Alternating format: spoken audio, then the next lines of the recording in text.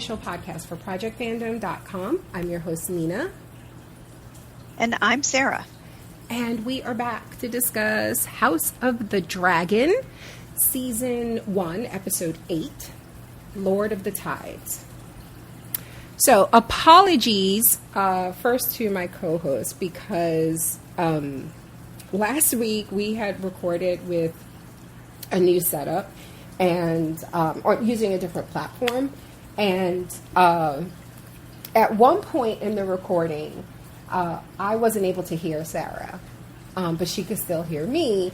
And when we figured it out, we just moved over to Skype. So the actual recording, I don't know how much of a difference. I think I prefer Zencastr, but I don't know how much of a difference you guys heard in the podcast. But Sarah informed me before we started that she thought maybe she was a little low. So apologies, you guys, because I just hear it one way. And I know other people say, well, one thing you should do is listen to your podcast in different ways, with earbuds and on the computer or in your car, so you can kind of hear how your audience might hear it. I don't have time for all that. Right. That's a lot. That is a lot.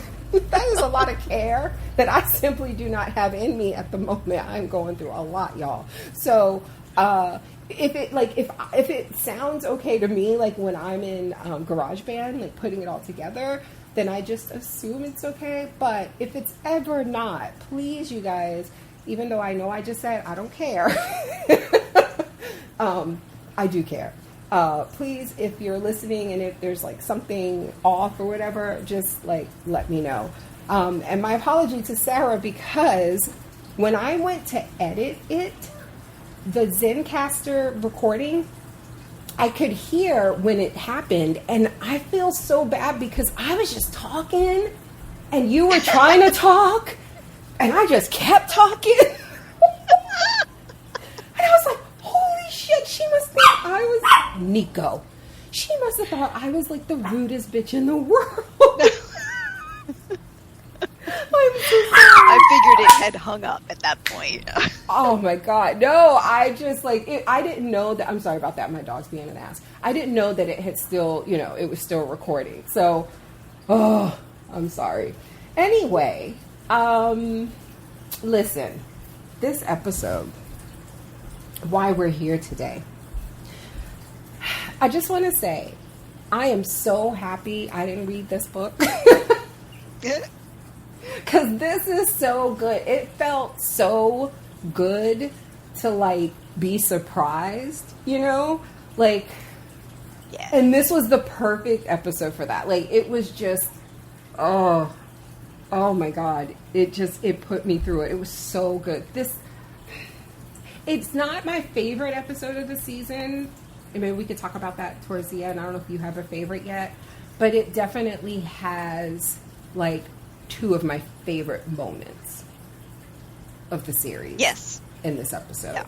Yeah. Mm-hmm. So what did you think? What did you think of this? Yeah, same. I mean, even though I had read it, and I figured, this kind of compresses a bunch of stories, and when we get to the scenes, I'll mention it. But okay. I think I mentioned. No, I didn't. I guess I said in the thread that there's a whole series of Valarians who have a fit about this whole issue, and so I was kind of like, which punishment are they going to do? Who's going to be? And then when I saw him in the preview, I was like, oh, it's going to be this one. It's going to be Vaemond. Yeah. And so that was amazing, and it was just so satisfying. But yeah, I echo your feelings on it. I don't know that I love the episode, but the work that was done in this episode is just so admirable. Especially Patty, his shoulders. He carried. God. He carried, right? Honey. He ate and he carried.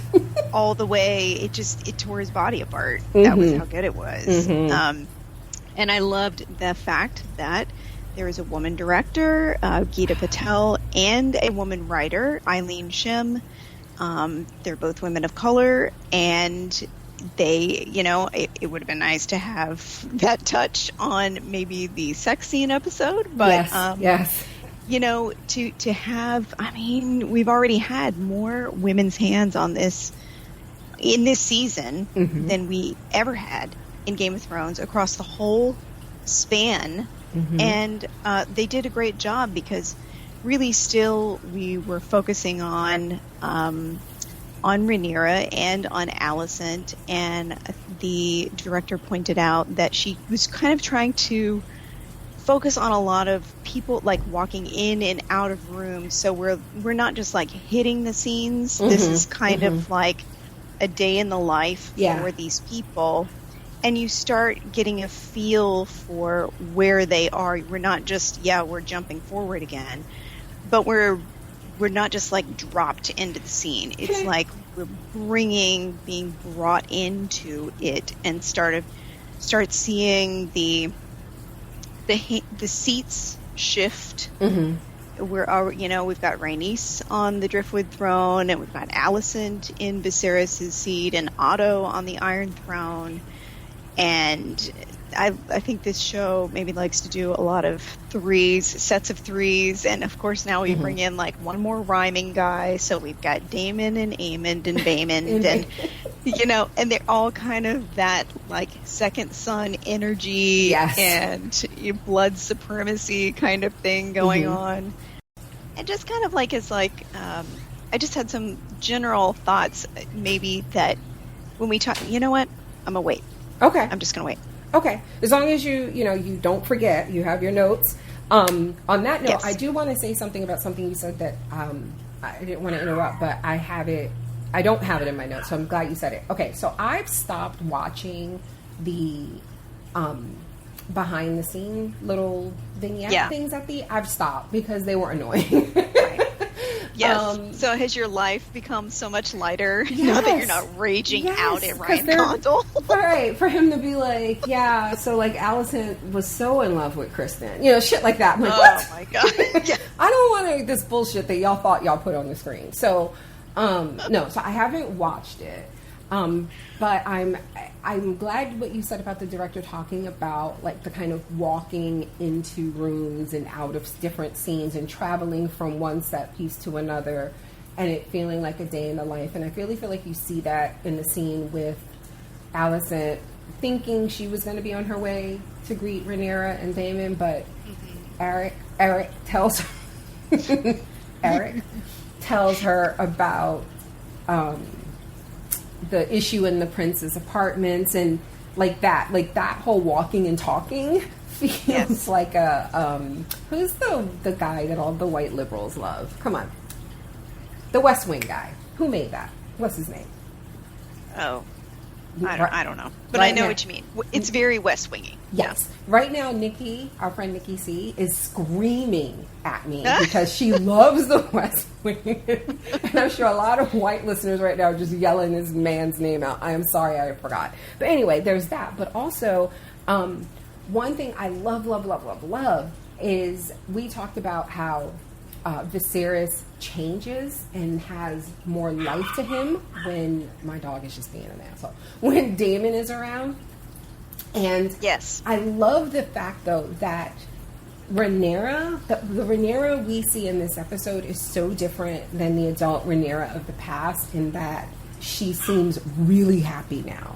Like, the way she walked into the room when Jace was studying, it just felt like, she's just, hey, good morning, hey, what's up? You got Joffrey over there studying in the corner, learning his alphabet or whatever. I don't know. It just felt so wholesome.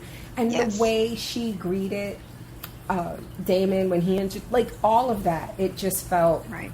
It's the type of settling in that you would expect to get over the course of a few scenes through a few episodes, but they did it so well, or I should say she did it so well in just these like moments. So I'm so glad you mentioned that, because again, I don't watch that shit anymore.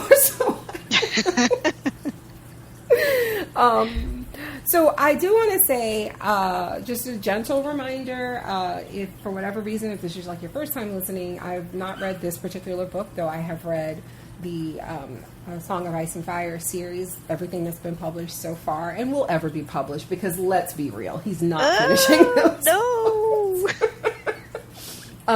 But I've not read this. Sarah has. She doesn't spoil things. But we do, at the end, talk about, if there's something to talk about, the next time on scenes, which I vaguely remember. Oh, okay. No, I now remember. And I might have a little bit to say. But we will do that. And then we just read the feedback that our listeners have sent in, and we have about 4 or 5 of those. Yeah, I don't spoil Nina, but if you spoil Nina after I have restrained myself, I will come to your house. Yes, you will. She's like, why am I here?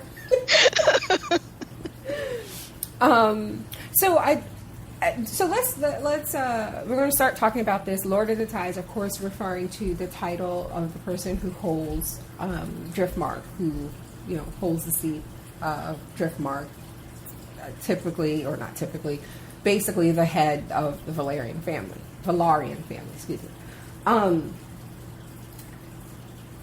What was I going to say? I just totally lost it. Wait. There was one thing. Oh, so I think going into this episode, I was under the impression, maybe like from an article that somebody posted after the last episode, that this episode was 9 years ahead.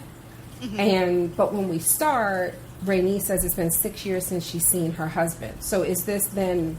So when she said that, I was like, oh, so either we're going to skip 3 years in this episode alone, or it's been there was 3 years from the end of the last episode. Things happened, and then Corliss went off, and now we're here.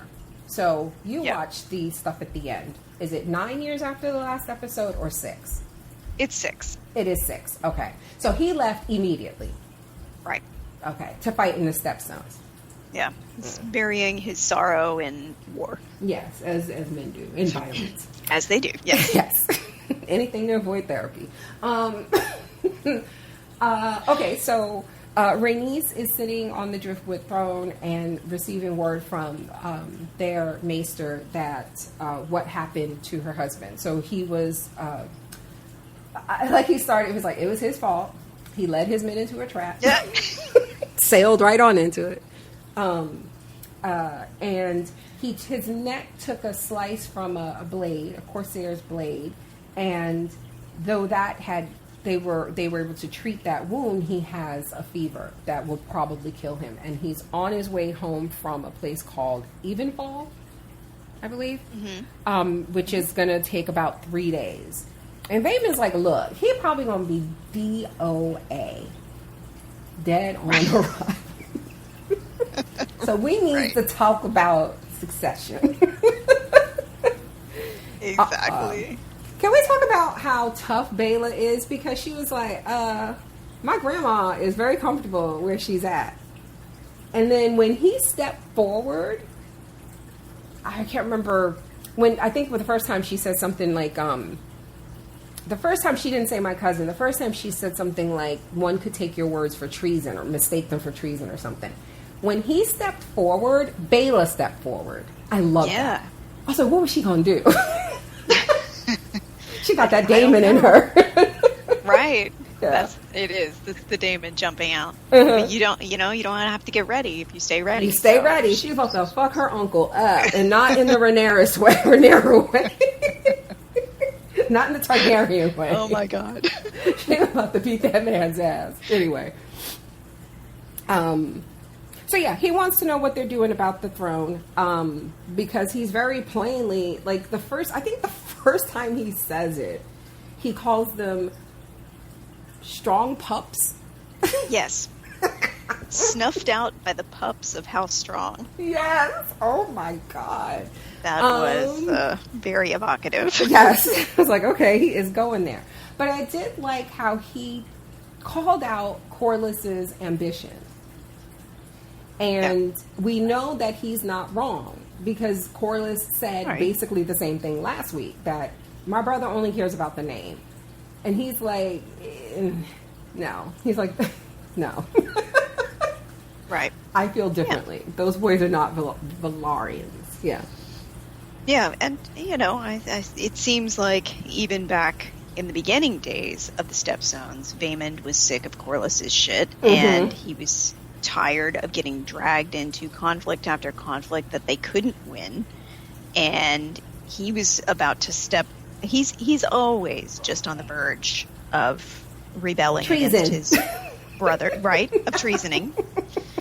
And, he loves Patriarchy Island and reinforcing its rules. And you notice that, obviously, this kind of thing doesn't happen in the book, but, I mean, if he cared so much about keeping everything in one line and about the Velaryon blood, he could betroth his own sons to Baela. Yeah.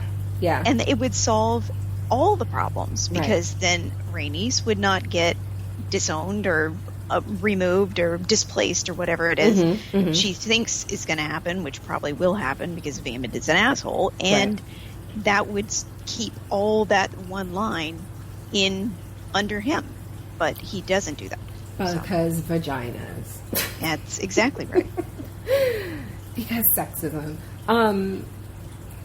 So he basically tells her, though I would like your cooperation, I don't need it, because your cousin is actually not the one making the decisions right now. It's the queen, meaning Allison. And they have... I like when he says, like, the winds are blowing in a different direction or something like that. Yes. Got to stick with the sea metaphors out of Driftmark. Yes.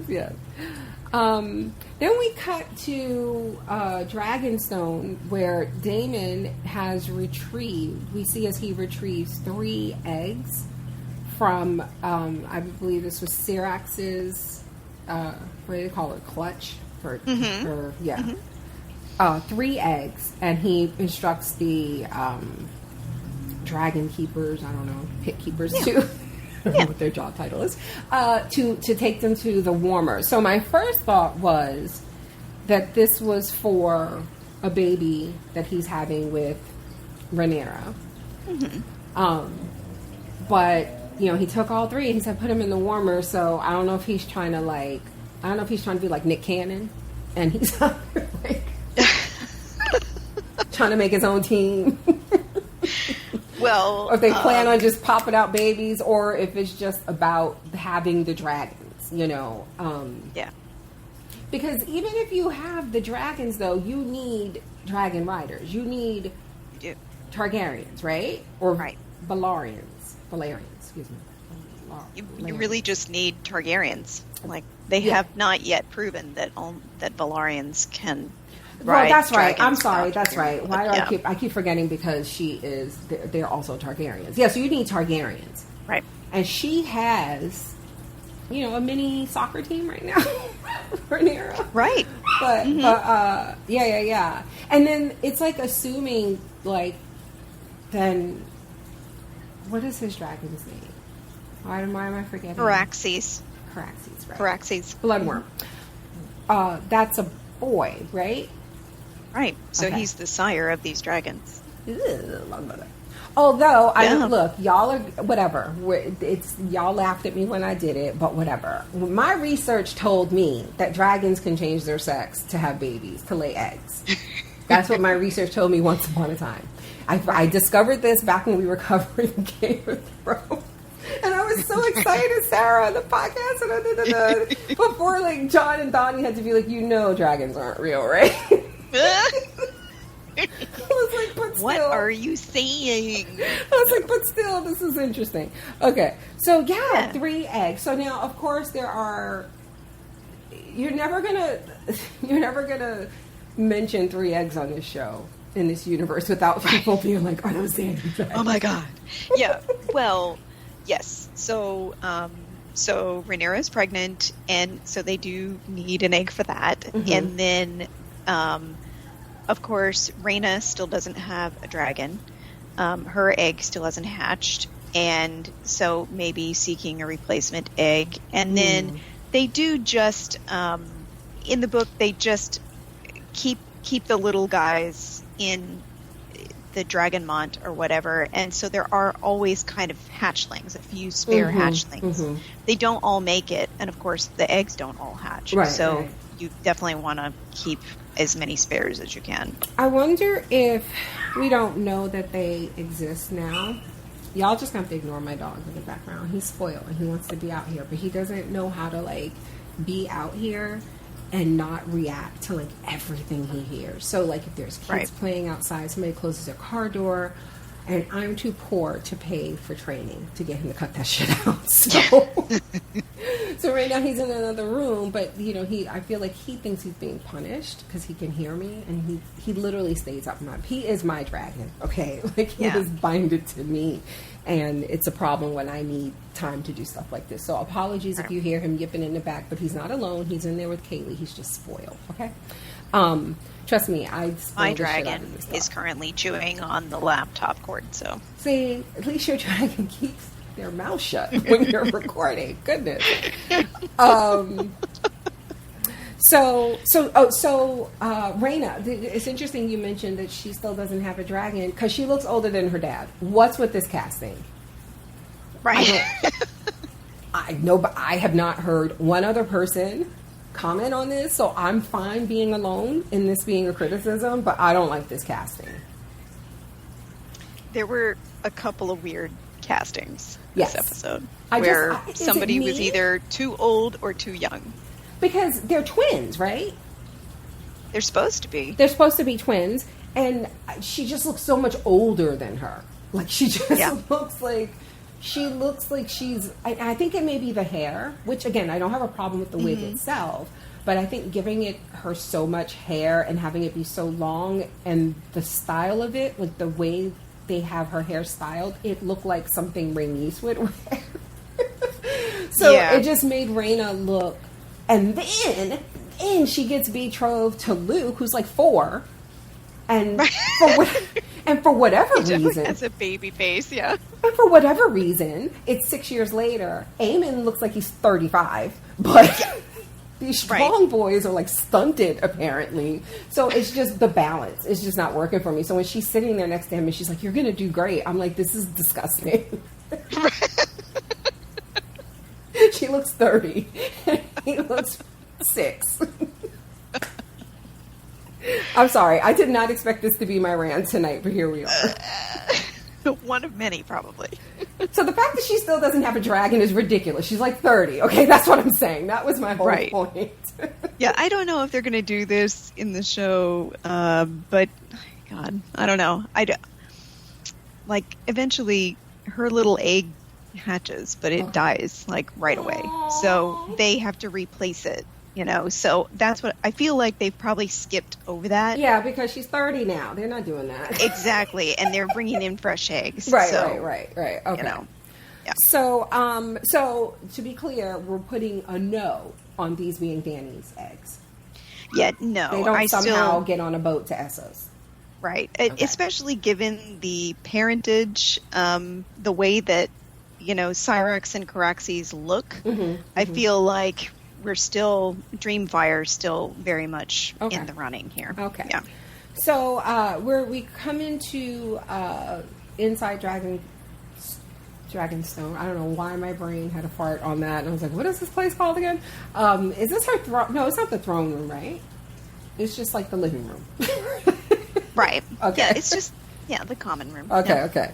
And it honestly, it looks like something like when you play The Sims and they have that like gothic wallpaper and building material. This is like the room that you put the pool table in. Yes. And it kind of has a pool table, right? Yeah, that's what I mean. Because I was like, I know it's not the throne room because it really did feel like a rec room in The Sims and like the goth house. Yes. So anyway, Jace is learning High Valyrian and he is kind of struggling. Which I just thought, I love the fact that they took the time to be like, to show like what part he was struggling in and how Rhaenyra is such a sweet mom where she's like, it's a related word, but also settle down because unless you plan on killing me. Right. Have a few years. Yeah. Yeah. So, did you know that you can learn High Valyrian on Duolingo? Yes. Are you going to do it? Are you going to try? Have you looked into it? Sarah's like, what are you talking about? I'm like level 3. No, yeah. tempting. Maybe after the season. I think I'm gonna download and look and see, because I'm so curious, like the structure of the language, right? Mm-hmm. Like I'm learning Korean now, and the hardest part, well, there's several parts of it that's really hard, but like the hardest thing to get used to in the beginning is their sentence structure. So we are subject, verb, object, and they are subject, object, verb. So we say Nina ate the cake. They say Nina shika keikoru mokosoyo. Nina cake ate. So I'm so curious. Like now that I'm into that, I really kind of want to go and see, like, but Duolingo sucks. So yeah. I don't want to get pressured by one more thing in my life, you know? Yes. Because I know, you and I are the same in that regard. We have like little notebooks and like studying for tests. I failed. Season 2 will be doing this podcast in High Valerian. People will be so annoyed with us. Okay. But in the scene, we do learn that Rhaenyra is pregnant. And this is before, again, the reveal that this is not her first child with Daemon. And he brings word from Bela. And at first, I thought she just snitched. Right. Like, Daddy. Guess what? Uncle Vaemond is showing his ass again. He's talking that shit again. It was kind of like that, though. Right. But, like, everybody, we learned that Vaemond is taking his petition to court to advocate for himself to replace Corlys should he die. And, Rhaenyra is like, this is a trap, basically. They're trying to delegitimize Luke's claim, and by extension, Jace's and mine. Right.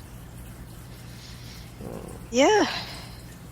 And just to back up just a second, but I just thought it was interesting. Shout out to Jace talking about Aegon the Conqueror felling the trees.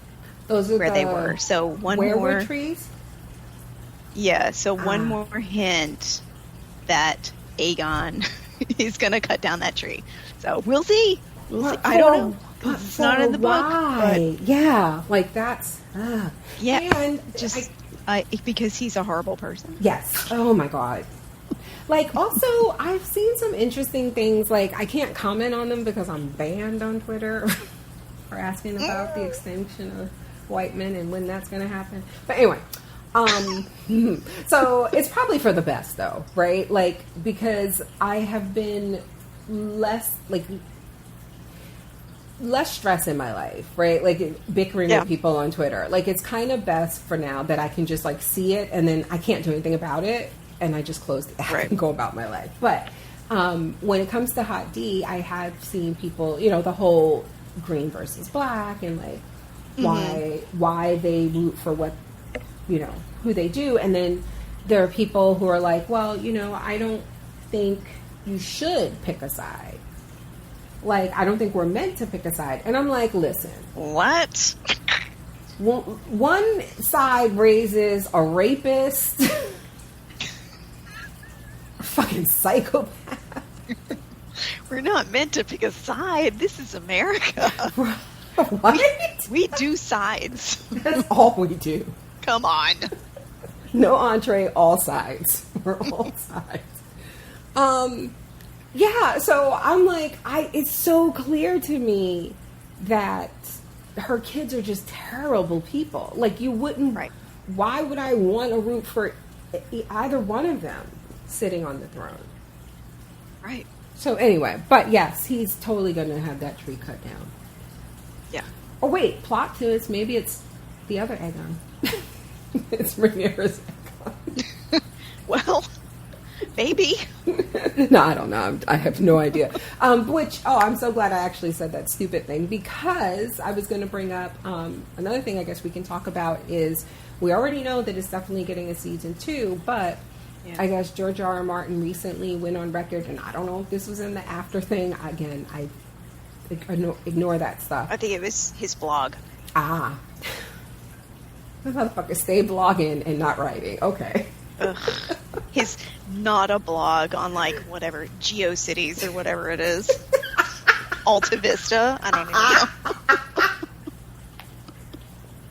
GeoCities.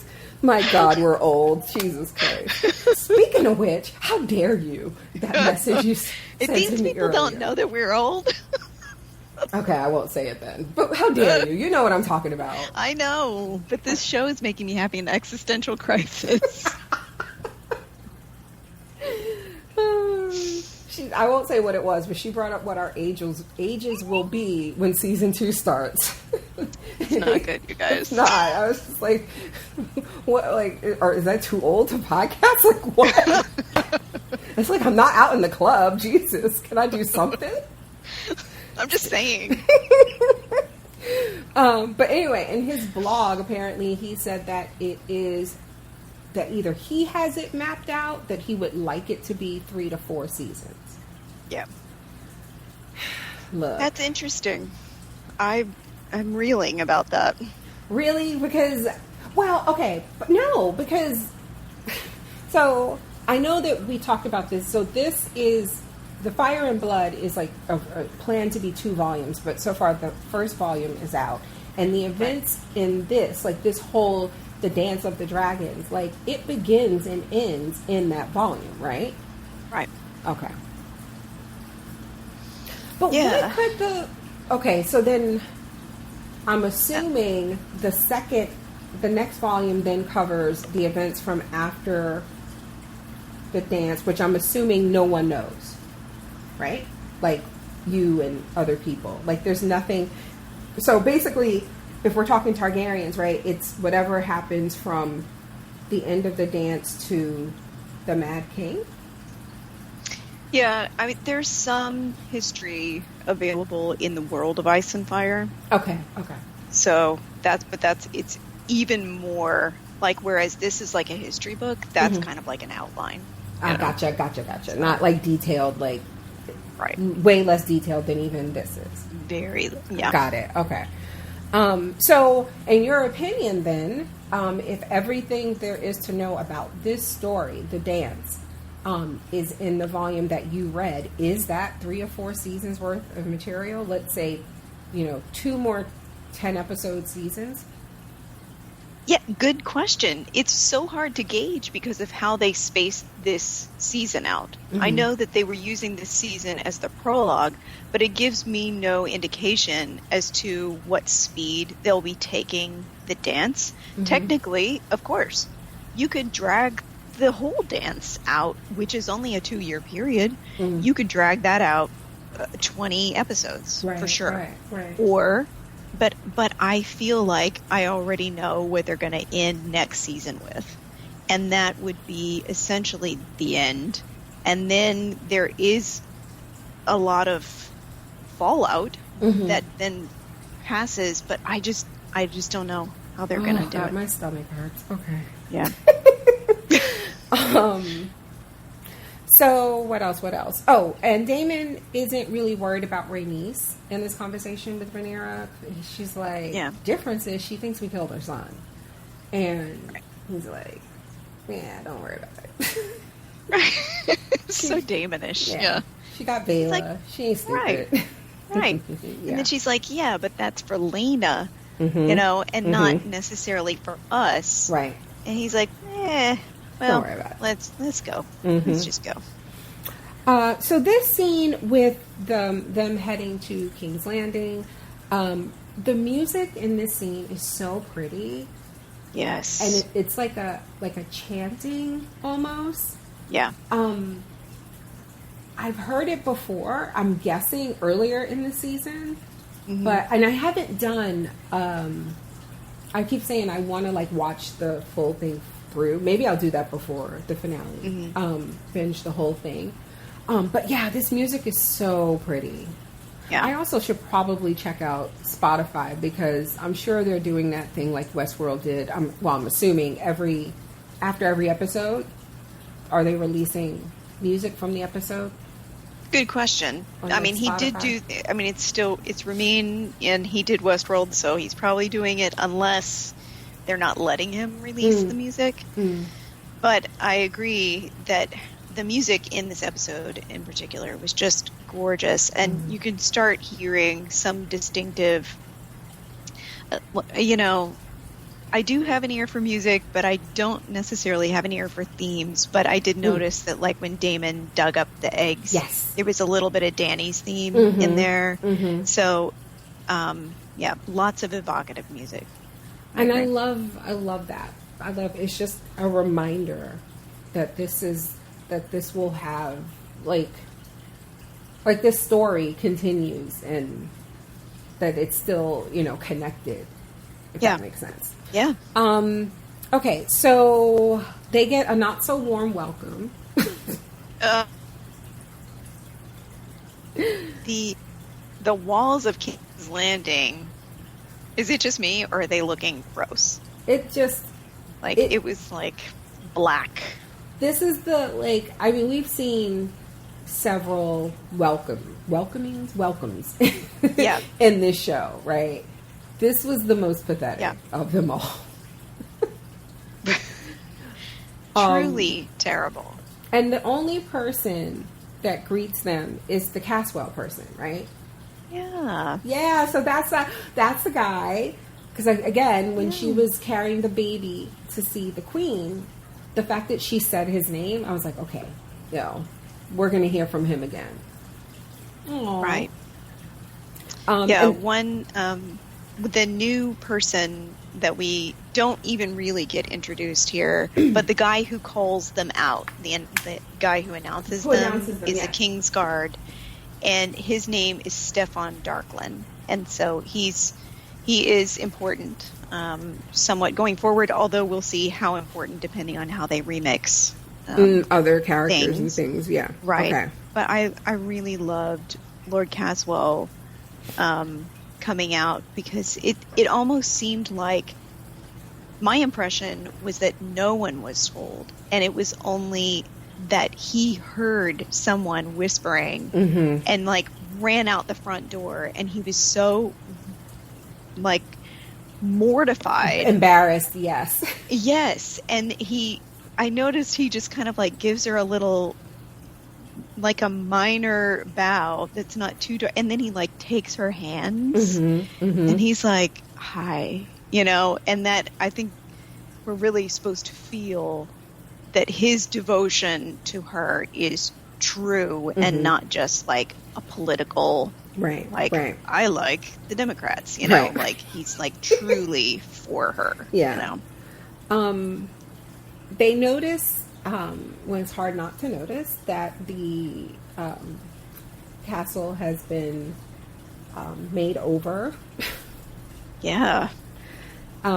With a lot of stars, the 7.8 stars. And yeah. Shout out to Damon's face. Very, very reminiscent of, do you remember that Doctor Who episode when the 11th Doctor was on the TARDIS with the 10th Doctor, and the 10th Doctor is like, oh, you redecorated, and of course David Tennant's face is just complete, he's all screwed up, and he's like, oh, I don't like it. And he's like, but I do like these round things. And then the 11th Doctor, of course, is Matt Damon, is like, I love the round things. And they're like, what are the round things? I don't know. It just really reminded me of that moment that I love so much. But yeah. His whole disdain for the high towers and basically Westeros, but especially the high towers and this religion and Alicent, he cannot contain it. He refuses to. He wears it proudly on his face. And I love every bit of it. The way he was slouched in that fucking chair with his fingers, like playing with his fingers. It was so Doctor Who, but also he was just like, okay, Alicent. Not my grace, your grace, or not. Alicent. He might as well just called her Allie. Allie, listen. Yes. Like she's still the little girl running the hallways. He don't no give respect. A fuck about her at all. Okay, yes. But anyway, I'm sorry, I'm jumping ahead. So, we cut to the Green Council. Which is, I think, next week's episode, right? Right. This is basically, it's what it's been since last week's episode. This, yeah. And I just have, so like I always have like the name of the scene, and this one I called the Green Council in one color, and then I have like bulleted notes when I want to talk about in the scene in another. And my first note, big letters, treason. Beesbury's like, listen, what are we talking about? It's the boy's seat. And he's like, well, here goes a fucking Lannister, of course, treasoning. Well, do you want, he can ride a dragon, but do you trust him to lead a fleet or whatever? And he's like, ability ain't got shit to do with his claim. Right. But how ironic is that from Tywin Lannister? What does he know about leading a fleet? No shit.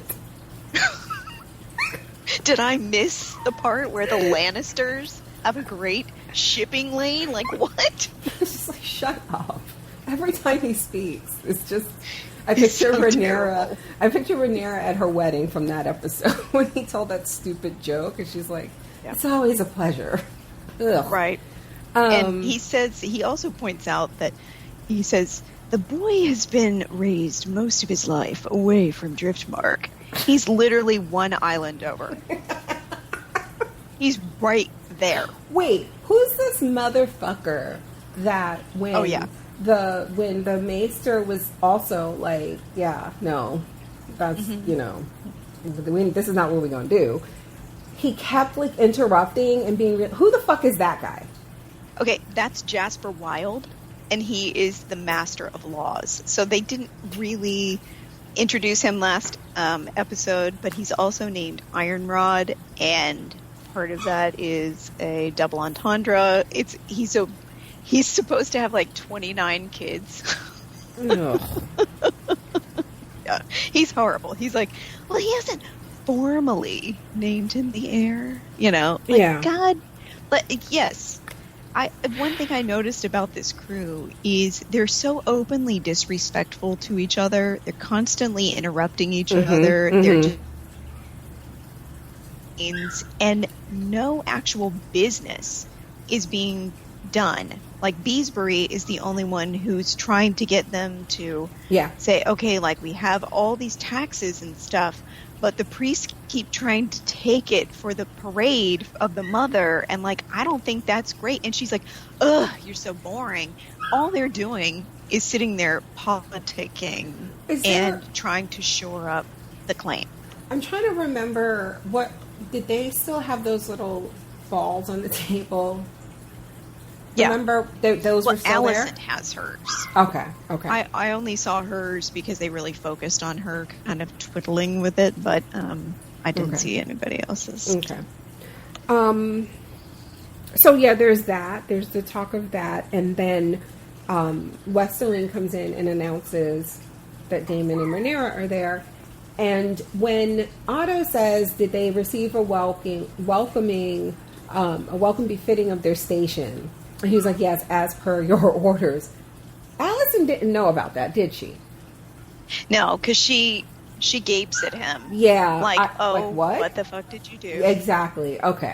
I mean, I will say that I thought that she looked surprised, like she didn't know what that was about. Yeah, she didn't know what it was about, and she knew it was fucked up, whatever he did. Right. Yes. Absolutely.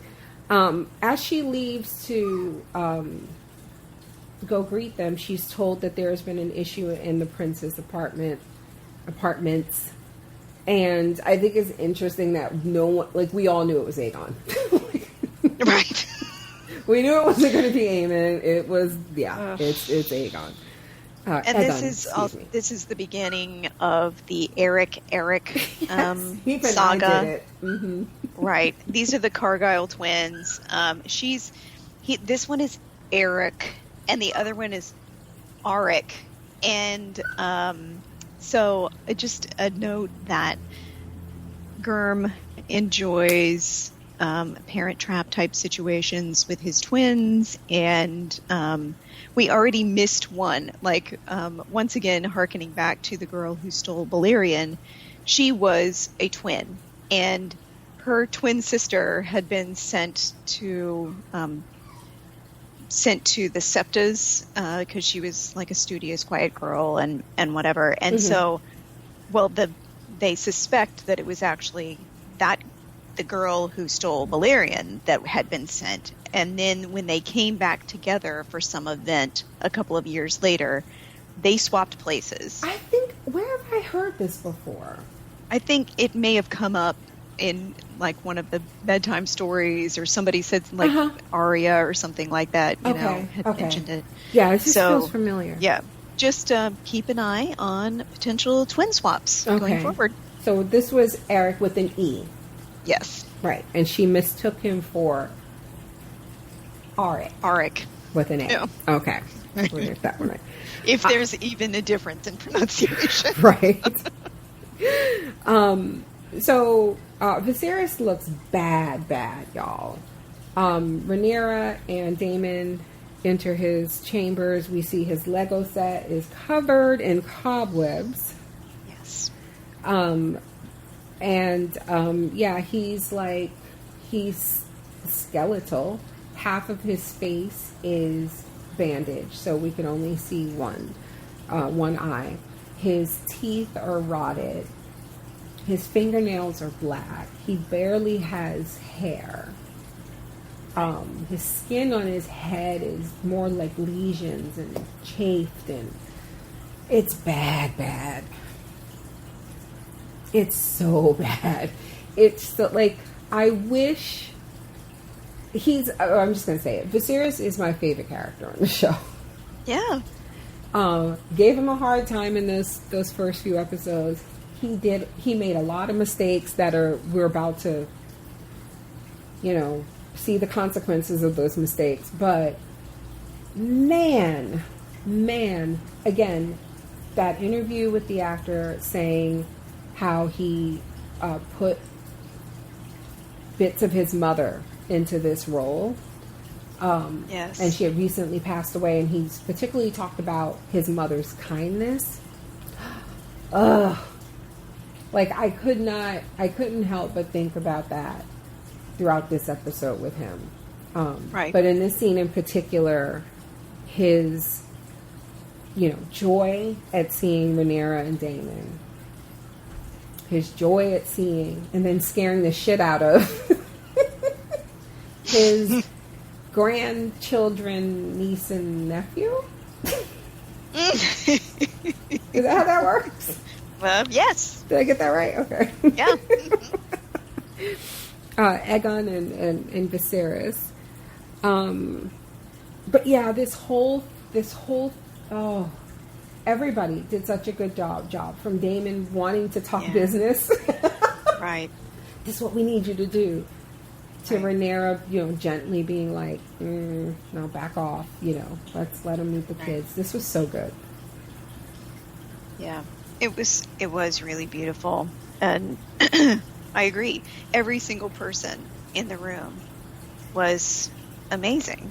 As the seriousness of it hits Rhaenyra, and Daemon is reluctant, but he still presses ahead, and yet he's stuttering, and you can tell he's kind of shamed about the fact that the stepstones are an issue again. But he's not going to let the circumstance stop him from pushing Viserys to do what is needed. And then the little children, that was really sweet. And there's just some popping out babies. Oh, yeah. And I think that some people have said, like, why did she disappear for 6 years? In the book, it's part of it is because Viserys was furious that they got married, because he'd been trying to keep them apart all this time, and was convinced that Daemon was after his throne and was using Rhaenyra. But I think it's safe to say that she's essentially been pregnant or recovering from having a baby this whole time. And it seems like she was also just like living her life and happy. Yeah. And I feel like that is about to end. So I'm glad she at least had those 6 years.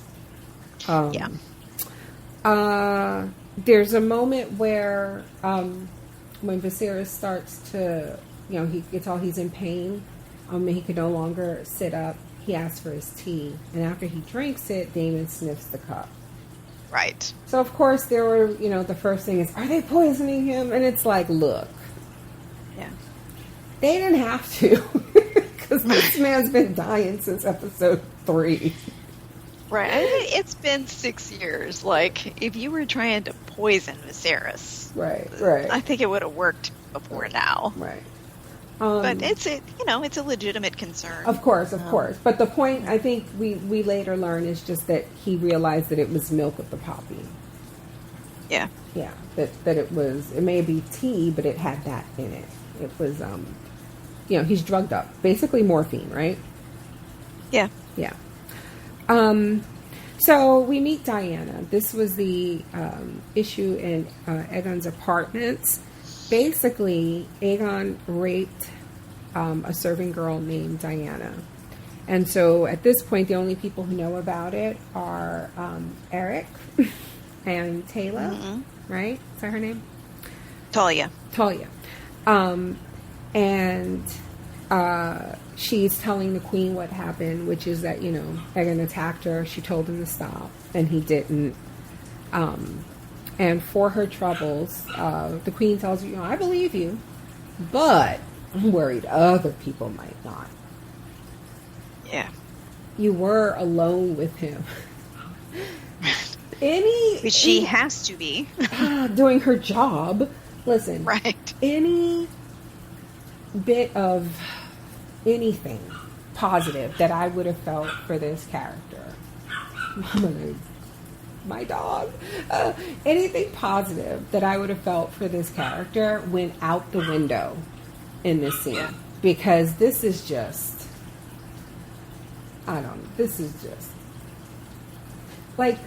to me, this was worse than, I know people are going to disagree, but this was like worse than Stannis burning his daughter. For me, like, I could defend that. I can't defend this.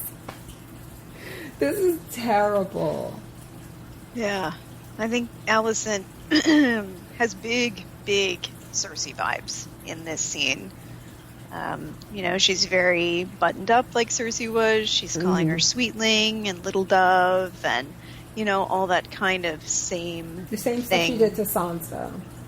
Right. And while inducting her to the horrors of the idea that supporting the patriarchy means that we're all going to get assaulted here. Yeah. And, this is her...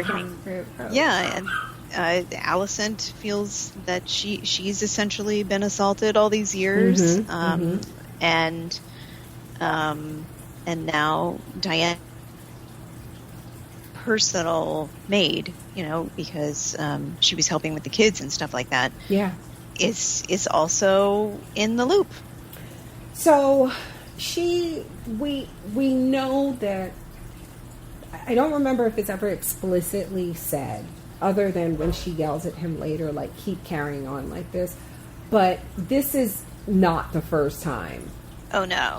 I mean, it felt like this little bag. Like, I feel like she has a Plan B kit prepared. Oh, yeah. Like, a different type of rape kit. She has just, like, that little pouch of gold, presumably, and the makings of the tea ready to go. Right. The fact that Talia knows the routine means that it's happened multiple times. And the fact that Talia looked like she did not approve of this shit at all, and then later we see who she meets with, I am so hoping... I'll wait. Yeah. I'll wait till we talk about that. But yeah, this was just disgusting. But shout out to the actress playing Diana, because she was selling the terror. Like, she couldn't even say her own name. Like, oh. Right. She's terrified that after this, who knows? I mean, the horrors of it all, of being at that time and essentially being ruined and not being able to tell anyone, and would the queen kill her or rip her tongue out or what? And knowing that all of that was an option. Yeah. Yeah. Yeah. And then to have Alicent end it with, well, it's best to be certain. And now she's in to cover the sins of her child. She's doing the same thing that Viserys did, that she ripped their family apart over. Yeah. Except she's not, like, is she doing this out of love, or is she just doing this out of duty? I was just going to say, she will say the latter.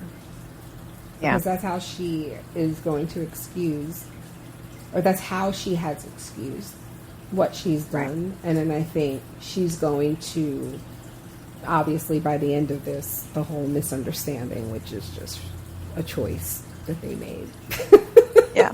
It is a choice that I have been raging over, so. The queen scolds Aegon barely. She slapped him harder after Aemon lost his eye. And he raped this girl. And he wasn't even there. Right? It's like, he wasn't even there. Exactly. It's like, Jesus. And she, she rages. How could you do this? Why do you keep doing this? Think about what it does to your wife, to me. And then she tells him, you're no son of mine. And he says, like, for what I'm sure is like the millionth time, I don't want this. I didn't ask for this. Yeah. Like, I'll never be good enough for you and Father. Well, you're literally raping people. I was just going to say, you're a rapist. What? Did you want a cookie for that? Like, what? Again, it's like, it's a choice. I don't understand why her kids are so horrible. Like, just horrible people. This boy is always naked in bed, despite the fact that what her father told her was to either cleave to Rhaenyra, which she clearly did not do, or raise Aegon to take the throne. He's a grown man. Mm-hmm. He's supposed to be like 21 years old in this episode. He's not... Like, this is what he's doing. And then he's still crying about it like a baby. And like, Otto knows this, I'm sure. Yes, he's aware of all of this. He doesn't care. Right. Doesn't care. He's not. He came back 6 years ago, and he's done fuck all with Aegon, too. You notice Aegon wasn't sitting in the small council? No. We were treated to his bare white ass again. Yet again. Ugh. And then poor Helena. She's like, where's Diana? I'm supposed to take care of these kids? I didn't sign up for raising my own children, nieces, nephews. I don't know how to put a dress on this child. They're her nieces and nephews and her kids. Oh, no. Oh, my God.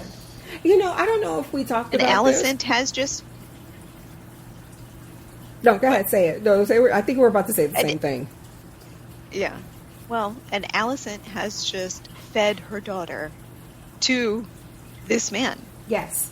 You know? Like, she didn't have to marry Helena to Aegon, the monster, who was a monster when they got married. Yep. I was going to say, we have not talked about how quickly Alicent jumped into this incestuous, like, Targaryen lifestyle. She never had to do this. Yes. So when you we talked about, of course, incest and sibling incest and how it incenses the faith. And the thing is that it is, since Aegon came over, like, I don't really know what they did back in Old Valyria, whether it was normal to do sibling intermarriage, but now, since they've been here, you really only marry siblings that are like crown prince and princess. So her doing this was kind of a move to telegraph her intentions. Yeah. And then when you do that, you also have to counterbalance it with going harder on the faith. So while they do, like, she's following the letter of the law by exploiting the doctrine of exceptionalism that they agreed to with Jaehaerys for the Targaryens, that allows for sibling marriage, but you also have to really go extra into the Seven, and so she's been doing this not only for that reason, that's part of it, but also, she's like assuaging her guilt for everything that happened 6 years ago. So she's been this extra, follower of the Seven. And it's just like, so, and I hope it she bites didn't her have in the to do ass that. the way it bits Cersei in a way. I mean, I could do it out the whole slut shaming thing, but right, I do hope it bites her in the ass. But poor Helena, like when she bursts in and she hugs her. And okay, so then the Queen, Rhaenyra, and Daemon. We kind of talked about this, the disdain on Daemon's face in this scene, where Rhaenyra kind of subtly suggests that maybe they're doing something to her father. At the very least, they're not treating him so much as they're keeping him doped up on Milk of the Poppy while they're basically ruling. Daemon is flat out saying it. Right. Yes. Listen, Allie. And he's like, and also, what's with all this shit hanging up on the wall? Right. Did they prescribe that? Right. Did the maester say to take down all the Targaryen heraldry? And she was like, no, this is to remind us of our direction in these uncertain times or something. I was like, Jesus Christ. She went full female Trump voter. She really did. I was like, wow, did they cast my mom, or like what's happening? Or...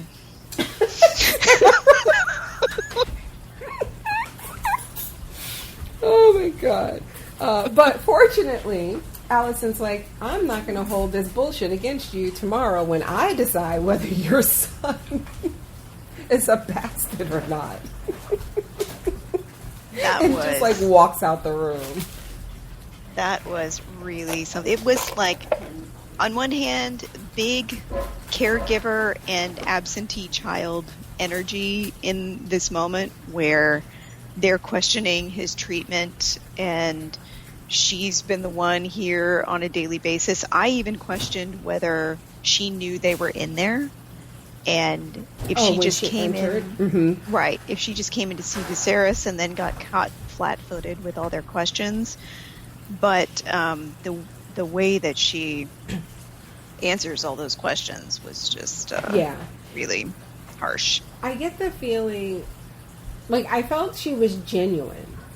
Yeah. Like, I don't think that, like, I don't doubt that she was ruling. Like, she's like, I don't rule. I'm like, yeah, you do. Of course she does. But I do think, like, given his condition and seeing, I'm sure, the Milk of the Poppy was like a blessing. Right. It did feel like he was in a lot of pain. Yeah. I think they go to great pains to show throughout this episode that he genuinely needs it. But there is always that balance that everyone goes through when treating somebody with chronic pain and toward the end of their life. Like, is that too much? Is it too little? But it's a lot for her to say, oh, I'm just borrowing his authority. I'm just carrying out his wishes. You have no idea what his wishes are, and you don't care what his wishes are. I feel like this whole situation just kind of plays into just like a lot of the Greens having the upper hand is like luck, right. Yeah. But I don't think that, I don't know. I didn't think that they were actively doing something to him. Now, and let's say clearly he has leprosy, right? And I don't know much about leprosy, like how one gets it. And I jokingly said he's been dying since episode 3, but actually no, wasn't it the first episode that they were doing he had the thing on his back? Yeah. That we learned hadn't been healing. Right. That was the first thing. And then we had the fingers, the maggots on the finger. Yeah. So do we know why Viserys has leprosy, or did we talk about this and I'm just stupid? It's just something that they invented for the show. It's not leprosy as we know it. It's some kind of extra, magical leprosy. So it's basically like made up for the grayscale. Right. Okay. Yeah. It's Westerosi leprosy. Okay. So he's somehow, it's like bacterial or something because of his infections, and then it just kind of kept rolling. Got it. So the Strong Boys are strolling through the courtyard, and this whole time I was like, "Oh my God, please just go sit down." I just did not want them to go outside. I felt so sick. I was like, "Rhaenyra, what the fuck is wrong with you? Why are you like who do you think is going to be down there?" Why are we like this, Rhaenyra? And I get it. Part of it is they're the princes. This is the heir. Right. No one would dare. And it's just they don't know how serious it is. Are you paying attention? Especially because, it's not even just the thought of, their uncles, but, the way people were looking at them. Luke got it. Jace got it, too, but Jace was like, I don't give a fuck. Because it doesn't matter with it. He's very Daemon in that regard. Yeah. But he's also young. He's matured a little more, but Luke is still really worried about what people are thinking. And also, can we let's talk about the casting of these two boys. So, first of all, Luke is absolutely. You know what? It just hit me what he is. Donnie is now settled down. He wasn't here before, but now he's sitting here listening. He's very early, what's that kid's name? Chandler Riggs.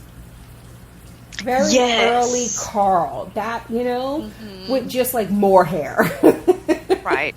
But same kind of sweet face, big blue eyes. Yeah. Not necessarily that he looks like him, but just that type of that baby face. And that's the thing, and also in the casting, great. I absolutely believe that, particularly when I look at the kid's face, knowing that it was Luke now that slashed his eye, the look on his face, it feels like this kid. It feels like this is, the casting is great.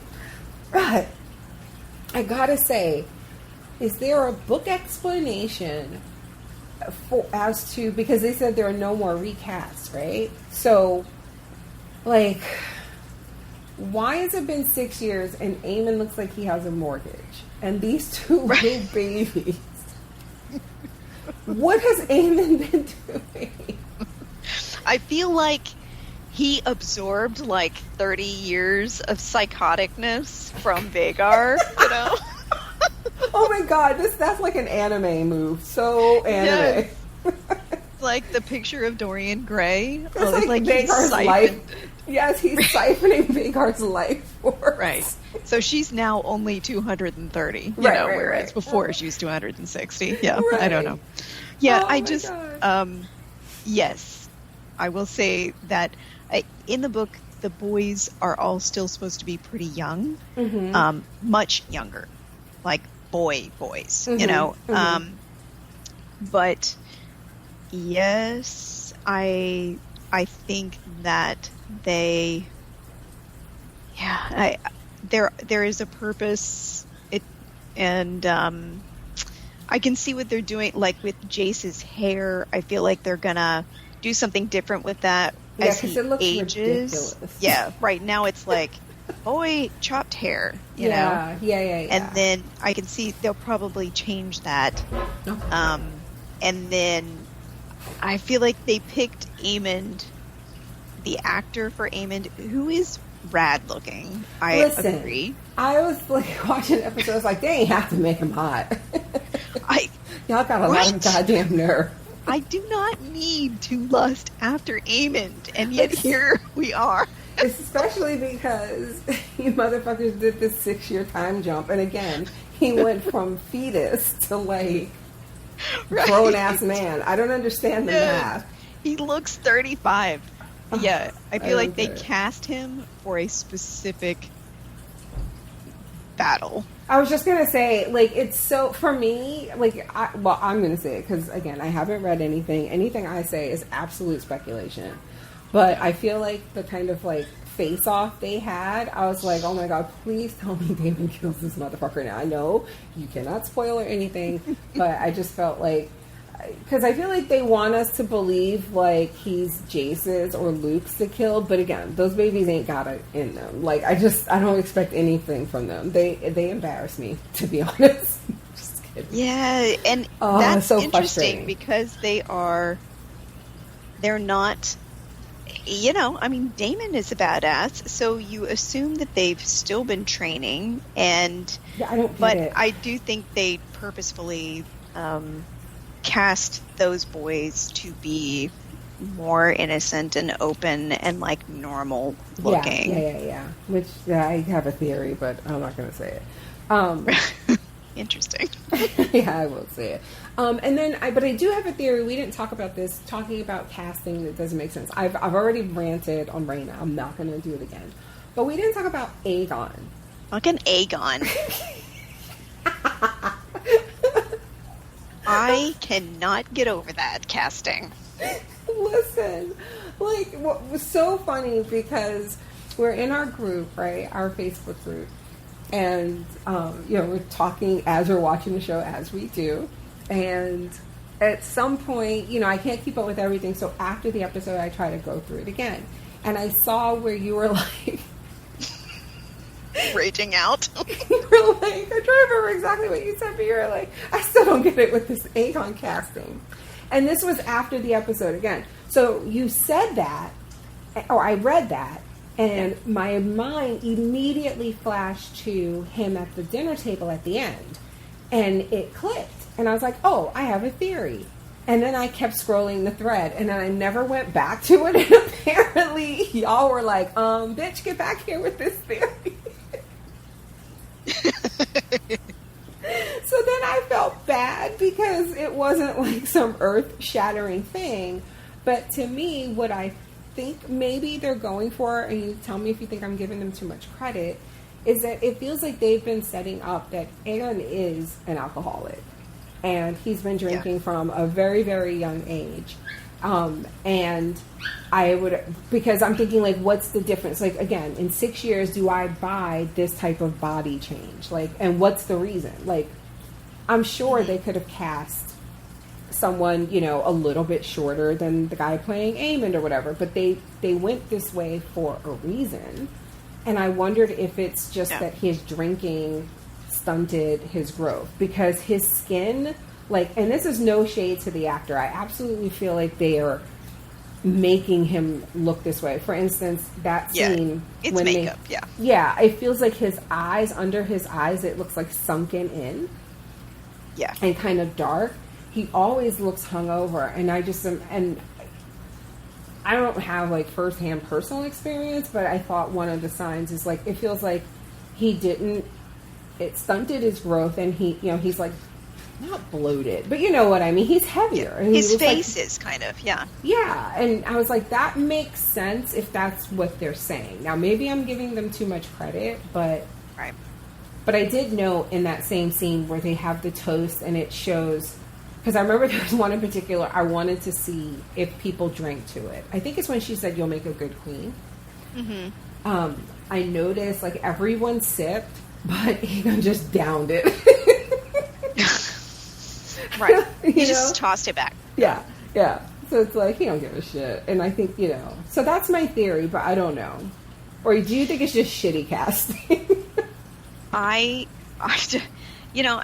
feel like they cast him like a Lost Boy, like, and by that I mean the vampires, that he's just supposed to be this petulant, glaring, always looking down. Mm-hmm, he's got red under his eyes. If they gave him fangs, I wouldn't be surprised. Like, I think he's just supposed to be so awful that, and I mean, I'm obviously projecting from my knowledge, but I think everybody knows he's a terrible person. Yeah, I was going to say, it makes sense in that, if you think about his awfulness kind of being, affecting him in that way, where you have someone like Aemond who is clearly psychotic, but those people also tend to be charismatic.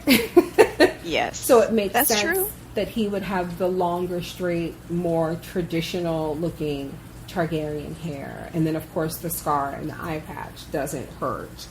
It gives off this look. Even the way he walks, he kind of like prowls when he walks, So weird that they're like the exact opposite of how they were last episode. Yeah, you could even look at them as if they are kind of the evil Viserys and Daemon. Whereas Viserys is kind of a good time guy. He didn't get off on all that, but similar. He was kind of a party prince. And Daemon, on the other hand, made himself into a weapon to be used by his family. He was always ready. He was the best knight. He was the best brawler. Again, you don't have to get ready if you stay ready. And I think that's one of the reasons why Aemond is the one to tip everything back over the edge, because what happens if they all get along? He's useless. So he's ready to go. And you can see that, honestly, the moment he decides that, which is I love in that scene. It wasn't like, just bravo to just everyone in the show, because it would have been very easy to play that as the pauses, just fake TV dramatic effect. What is he going to say? What could he say? It is that. It serves as that. But in the moment, it was Aemond deciding to choose violence. It was him choosing the violence. And you saw that. He was just like, am I going to do, Yes. I love the description of him in the book. There's just one sentence when they come back to him. He says, Prince Aemond, despite the loss of his eye, had become a proficient and dangerous swordsman under the tutelage of Sir Criston Cole, but remained a wild and willful child, hot-tempered and unforgiving. Yeah, the unforgiving part we'll definitely talk about again later. Absolutely. When you made the comparison to Viserys and Aegon, and then we're talking about like appearances, like they're both kind of like also like sickly, if that makes sense. Mm-hmm. While the other two are like, because again, like Matt Damon, him and Patty, but look at like what they put Patty through. Right. Yeah, Daemon is only supposed to be 6 years younger than Viserys. Right, because we should say when Viserys dies at the end of this episode, he's like, what, 52? 52. Yeah. Jesus Christ. And meanwhile, Daemon is out here scaling mountains. Right. Him and Kristen, for whatever reason, they just did not recast that either. They were like, nope. You guys just... You guys have a skincare routine, so we're just going to go with it. They better give Kristen like a gray streak next time. I'm going to be pissed. Something. No, just kill him off. Fuck that. I'm sorry. I hate him. There was a really cute moment in this courtyard scene where these sweet baby boys, like they're such the opposite of these other two. Where he's like, oh, I told you. Well, first I love the whole, oh, it's smaller than I thought. Yeah. Yeah, and he's like, it looks the same to me. But the whole, the chip in the wall, where he's like, you thought you could swing Sir Kristen's, whatever. It's like they hold no ill will. Like, they're just two boys. Like, they're so precious. Yeah. They're sweet summer children. Yeah, they really didn't see all those dynamics. To them, it was just another day in the training yard. But I think by the end of this episode, they get it, right? Like, you don't have this man call you bastards. Right. In front of the realm, your father, your grandfather, your whatever, and God. Right. You know, all the seven gods. For sure. I mean, Luke at least had he had at least finally picked up that Arwen was his father. Yes. Yes. But they still were like, ooh, what's this fighting? Yeah. Not realizing who it was. So the Queen and Otto meet with Vaemond, and Alicent seems to be, like, sometimes with her, I can't tell if she's just, like, saying what needs to be said before her treason. Like, you know, like, if it's just, or is she really, like, having second thoughts about her treason? I don't get it. But here she's, like, basically it's like, you know, when you have, like, a leader who kind of sucks and they have to be told, like, walk through what to do, you know? Yes. Like, walk me through it. Like, how, what, and then if these people get mad, what do we do? And then da-da-da-da-da. So all they have to do is reassure you that their shitty plan will work, and then they'll be like, okay, great, launch the nukes. You know what I mean? Like, that's what it feels like. She has to be talked into doing what she wants to do anyway. Yeah, I agree. She's not fully committed to the treason. She's not fully committed to going through with it, which you can see because she hasn't done her job as far as prepping Aegon for rule and all that kind of stuff. She's just been kind of going along to get along, you know, on the other end of Otto's leash or whatever. But she's still going along.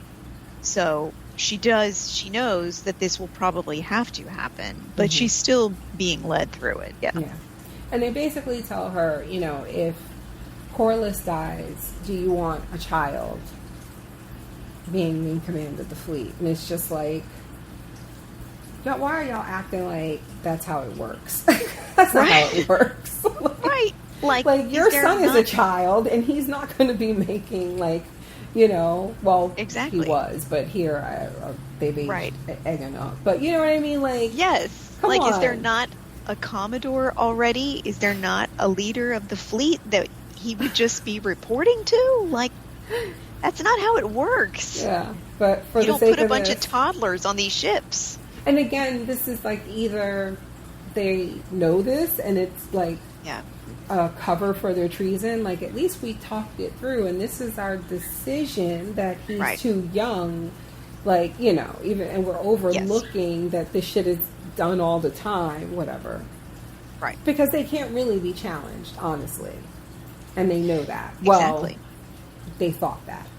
Because they didn't expect Viserys to stop drinking that tea. Yes. And what Otto doesn't say is that he just doesn't want, because Luke is essentially a child, he doesn't want Rhaenyra and Daemon in charge of the fleet. Yeah. But he doesn't say that because we don't need to have that dynamic in this conversation. Right. Just need you to sign this, Alicent. Then we have a meeting of the princesses at the weirwood tree. Rhaenyra assures Rhaenys that she loved Laenor and that she didn't kill him, that she didn't order his death, nor was she complicit in it. And which is true. It is true. And, you know, because she's good. She's good at swearing on her mama and leaving out parts of the story or whatever. But Rhaenys is like, Rhaenys doesn't, if Rhaenys believed her, she didn't let on. But I felt like she didn't believe her. I don't know. Yeah, the actress is she's got so much command of her face, and I think that she's just acting on a molecular level. I feel like in a way, maybe I'm just reading into it because I want her to believe her, but I feel like she thought, well, okay, maybe you didn't do that, but still, like, that doesn't change anything. Right, so this there's is no still reason where we for her are to acknowledge it. Yeah. Right. And so Rhaenyra proposes a marriage between the kids, which is what I said last week, jokingly, but that's before I knew they were doing this weird aging thing. I'm not going to harp on it, I swear. And Rhaenys basically tells her no. She's like, I can't help you. She's like, tomorrow they're going to strike their first blow. Because, yes, you're right. This is exactly what it is. This is a trap. They're going to set you up, sis. And they're going to put you on your knees. And I told you so. I told you this was going to happen. Right. This is a pure schadenfreude, you know? And she's, my husband is maybe dying or dead. A good brother. I like that term. Not brother-in-law. Good brother. Good sister. Is that the replacement? Just, he's coming for my seat, my husband's seat. Like, I have to stand alone. I can't back you. You have no. It is what it is. Right. Yeah.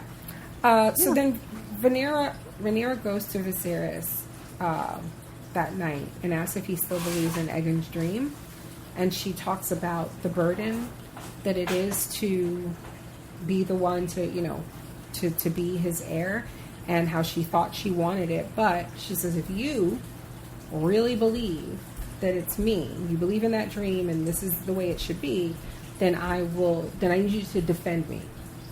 Yeah. And I will carry this burden. And he's just kind of out of it. He thinks she's Alicent. Yeah. Which is the first. He's mistaking her identity, which of course we see at the end happens again. Mm-hmm. Although notice she's always careful to stay on his side with the working eye, whereas Alicent was not. And because she's a snake. Yeah, because she is. Yes, she was wearing like snake skin practically on her arms. The color gradient of this scene is so gorgeous. It's like almost black and white. It's like a little vignette almost because of how it's set up. And if you have been looking or just kind of listening to the sounds in the background ever since the beginning of the episode, there's been like a building storm. It's been overcast, and you kind of hear it even as Vaemond is talking to Rhaenys at the Driftwood throne. And then now it's like full on thundering behind them, and it's starting to storm. So it's building as we're getting to this crescendo of the confrontation. And it was just gripping emotionally. And Emma in the scene. Oh my God. Oh my goodness. When they put their hand to their mouth, like to hold in, and it just felt like Rhaenyra knows that this man is dying and that she has to ask this of him. Right. Oh. Like you really felt that when they were like trying to hold in the tears. I love that. Beautiful. So then we see this is so funny. No, I mean, it's not funny, but it is funny. But it is kind of, yeah. It's like they're putting Humpty Dumpty back together. Yeah. Poor Viserys. And he's like, I want to have supper. And Otto's like, it's morning, Your Grace. He's like, I meant tonight, stupid. He's like, I fucking know that it's morning. I was like, oh shit. He had a moment of clarity and he got right in Otto's ass. That was so funny. He's like, I fucking know it's morning. I meant tonight.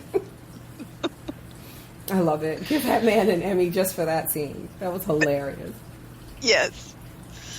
Oh. While they're doing this and they're rapping, in the background there is a rat crawling through the model of old Valyria. I was going to ask if there was... I feel like there was another scene.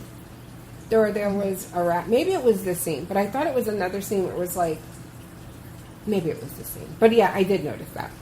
Yeah. Yeah.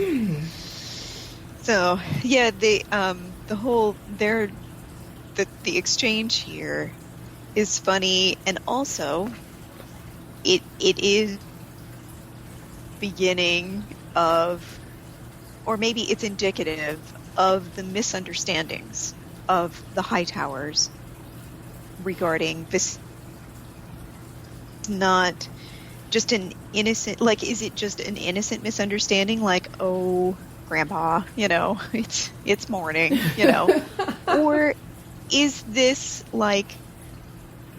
this just indicative of how dismissive Otto has been of Viserys and his kind of deliberate misunderstanding of, like, what is he saying? Like, is he hoping in that moment that he doesn't mean later? So He's just kind of like, so anyway, and he's like, no, what I mean is, so he's like infantilizing Viserys so that he can wield his power, and yet keep him alive as long as possible. So do we think that, because when he said that, I laughed my ass off. I don't know, I love that scene. But when he was like, this is like after she visited him and she said what she said about, like, if you believe this, I need you to plead, Yeah. I wonder, do we think, because this is right after this, we see him refuse the milk of the poppy because he wants his head clear, right? Right. So are we to assume then that that maybe he had some after Rhaenyra visited him and before this moment? Or, like, do you get what I mean? Like, I'm trying to figure out, because to me, when he said that, I thought this was like him being lucid without the milk. Like, he'd been off of it through the night. And I'm wondering if it, like, clearly what she said registered. Yeah. And I'm just wondering, like, exactly. Is it supposed to be like a subconscious thing? Like, was he just like, I feel like I need to. And also, who told him? It had to be what Rhaenyra. He must have, like, was it like a subconscious thing, or do you think someone told him what they were doing? Because it's one thing to, like, to decide not to take the milk of the poppy for the day because you want to be lucid for the dinner that night. But, like, he came to that throne room ready. So it's like, it was Rhaenyra, right? Yeah. Okay. Yeah. Because, Rhaenyra is his only child. Only? Did you see the fucking picture of the two lunches? And the one on the left is like bread cut in the shape of like Mickey Mouse, and it's like pretty fruit and vegetables and a little smoothie for kids, and it's like King Viserys' lunch for Precious Ray Ray. And then on the other side, it's like the bread that the Mickey Mouse shape was cut from. It's like the remnants of it with like a cup of coffee. And it says, for Allison's kids. I love, there was one where it was like, Rhaenyra, my only child, and Allison's like, but my only living heir, but you have my stunning daughter, I know. And then it's just like question marks. Anyway, I'm going to bed now. And then at the end, it's like, Emma, heart. Yeah, I was like, good night, Emma. Oh my gosh. So we have the petition. It begins the hearing. Vaemond goes first. And he starts with his whole Valerian blood. All of that is pure. And should something happen to his brother, he's the only living male heir, blah, blah, blah, blah, blah. And Rhaenyra interrupts, and Allison is like, please do him the courtesy of calling your children bastards without interruption. Right. I was like, this is fucking treason. Yeah. And y'all are taking it seriously. Right. Like, you will have a chance to rebut.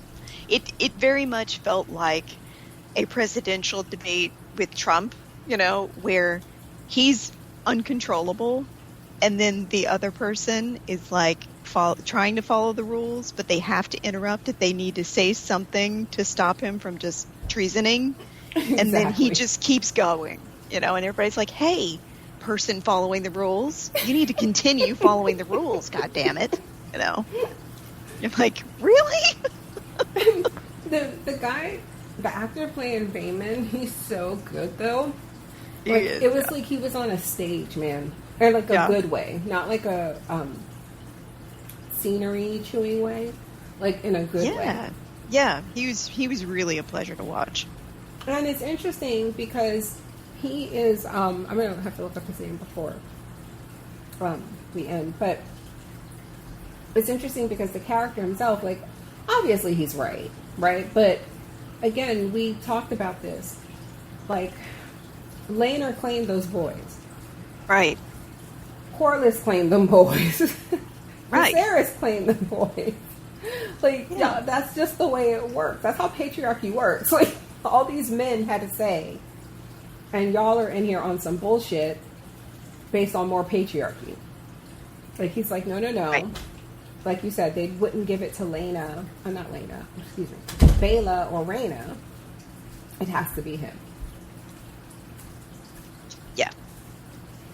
Go ahead. If you look at them as adopted, you like, would they have the Valyrian blood? No. But you can't disown your nephew. Like, he gets increasingly belligerent and disrespectful after Alicent tells Rhaenyra to settle down and starts telling her, you wouldn't even know Valyrian blood if you slapped you in the face, and because at this that is moment, no nephew of mine. And that would have been her moment to say, you're here to petition to me. Right. Not hurl accusations at her. But yeah, no. She only cared about order and decorum to cut Rhaenyra off. Right. Because this is ultimately her goal. Now, he may not get that part. I wonder if he truly understands that he's being used to delegitimize Rhaenyra's claim to the throne. But I think so. You think? Yeah, because I thought from that comment he made earlier about, like, the winds are shifting, it kind of felt like, to me, like, it was spreading. Like, people understood. Yeah. And, like, the more time had passed, like, over these 6 years, the worse his condition was. And I'm guessing, I don't know if they said how long they had been sitting on the throne in his place. But it kind of felt like it was like everybody knew it was coming. Yeah. And maybe, like, how would it be done? It just felt like, that's how it felt to me. But I don't know. Yeah. But, and so I felt like that's why he was like, this is the time to, and it just felt like his good/bad fortune that this happened to Corlys. Yeah. Which by the episode's end, we still don't know. Still don't know, yeah. Because Rhaenys doesn't say anything about it. So we're just assuming this is still within that 3-day period. Right. Right, that it would have taken him to arrive. Okay. So when it's Rhaenyra's turn, she's interrupted before she can even really start by King fucking Viserys. This is probably my favorite moment in the entire series. Yes. All the titles. Oh my god. Like, who did he call to get him ready? Like, because nobody was singing to him. Right. So he'd been off that shit all day. Yeah. I was like, I know what you motherfuckers are gonna do, and no, you're not. Right. Maybe after he sent Otto out to get the dinner ready, he told the maester, call somebody to get in here and dress me. Yeah. Because he was ready. He had that mask just ready. Right. Oh my God. And I love that they just let it play out. Like he took the time that it took to make it to the throne. I loved it. I don't know how you took it, but it felt like, to me, like him doing this, it, like, Rhaenys was like, okay, now I have something to hold on to. Like, now I can back this. Right. Agree. We have a fighting chance. And clearly, he did this for Rhaenyra. Right. He loved that girl. Woo! He really did. That's why, at the end, when he was like, I mean, I believe him, because in the end, that's my dog. But he was like, the faces around this table, the people I hold the most dear. And I'm like, do you know what Aegon's been doing? Like, I feel like if Viserys knew, do you think Viserys, he can't know what type of person Aegon is. No. They hide that shit from him, yeah. Absolutely. They keep that contained. No one would ever tell him that stuff. But it doesn't matter anyway, because he's just like, the people I love and hold dear, Rhaenyra, Daemon, what's your name? Not Emma. Those people over there, my delightful grandchildren, who are on the other side of the table. I don't know why Otto's at this table. Right? I'm sorry. Why is he anywhere? This feels like this is not a company dinner. This is a family dinner. Right. Would Lionel have been sitting there? I don't think so. No. It's weird. Right. You know, it's her daddy, whatever. Yeah. I guess. So, yeah, he, walks up the stairs, tells the guard he doesn't need any assistance, but he does. His crown falls off. Daemon helps him up. He thinks it's a guard at first. Oh, my God. Yeah, this whole thing. Favorite scene, the entire series. Just so beautiful. Mm-hmm. And the fact that, you're just in suspense and in agony for him the whole walk, and terrified that, even knowing what happens, I was terrified this man was going to fall over and impale himself on 57 swords. And I saw people joke about that, and I was like, that's not funny, because this scene had me in my feelings. Yes. I didn't want to joke about it. It like, the horror of their plans turning sour is sinking in on the Hightower side, and Rhaenyra's side is feeling buoyed, and the fact that the crown falling off was just an accident, and that Matt Smith and Patty Considine improvised what happened, and it was so perfect for the two characters of Daemon finally being where he wanted to be for Viserys. Now, this is the second time he's handed him a crown, and this time it was his own crown. And that should, I think, maybe it even registers with Viserys later, like, this, yet again, I accused Daemon all this time of wanting my crown, but what he really wanted was to be here for me.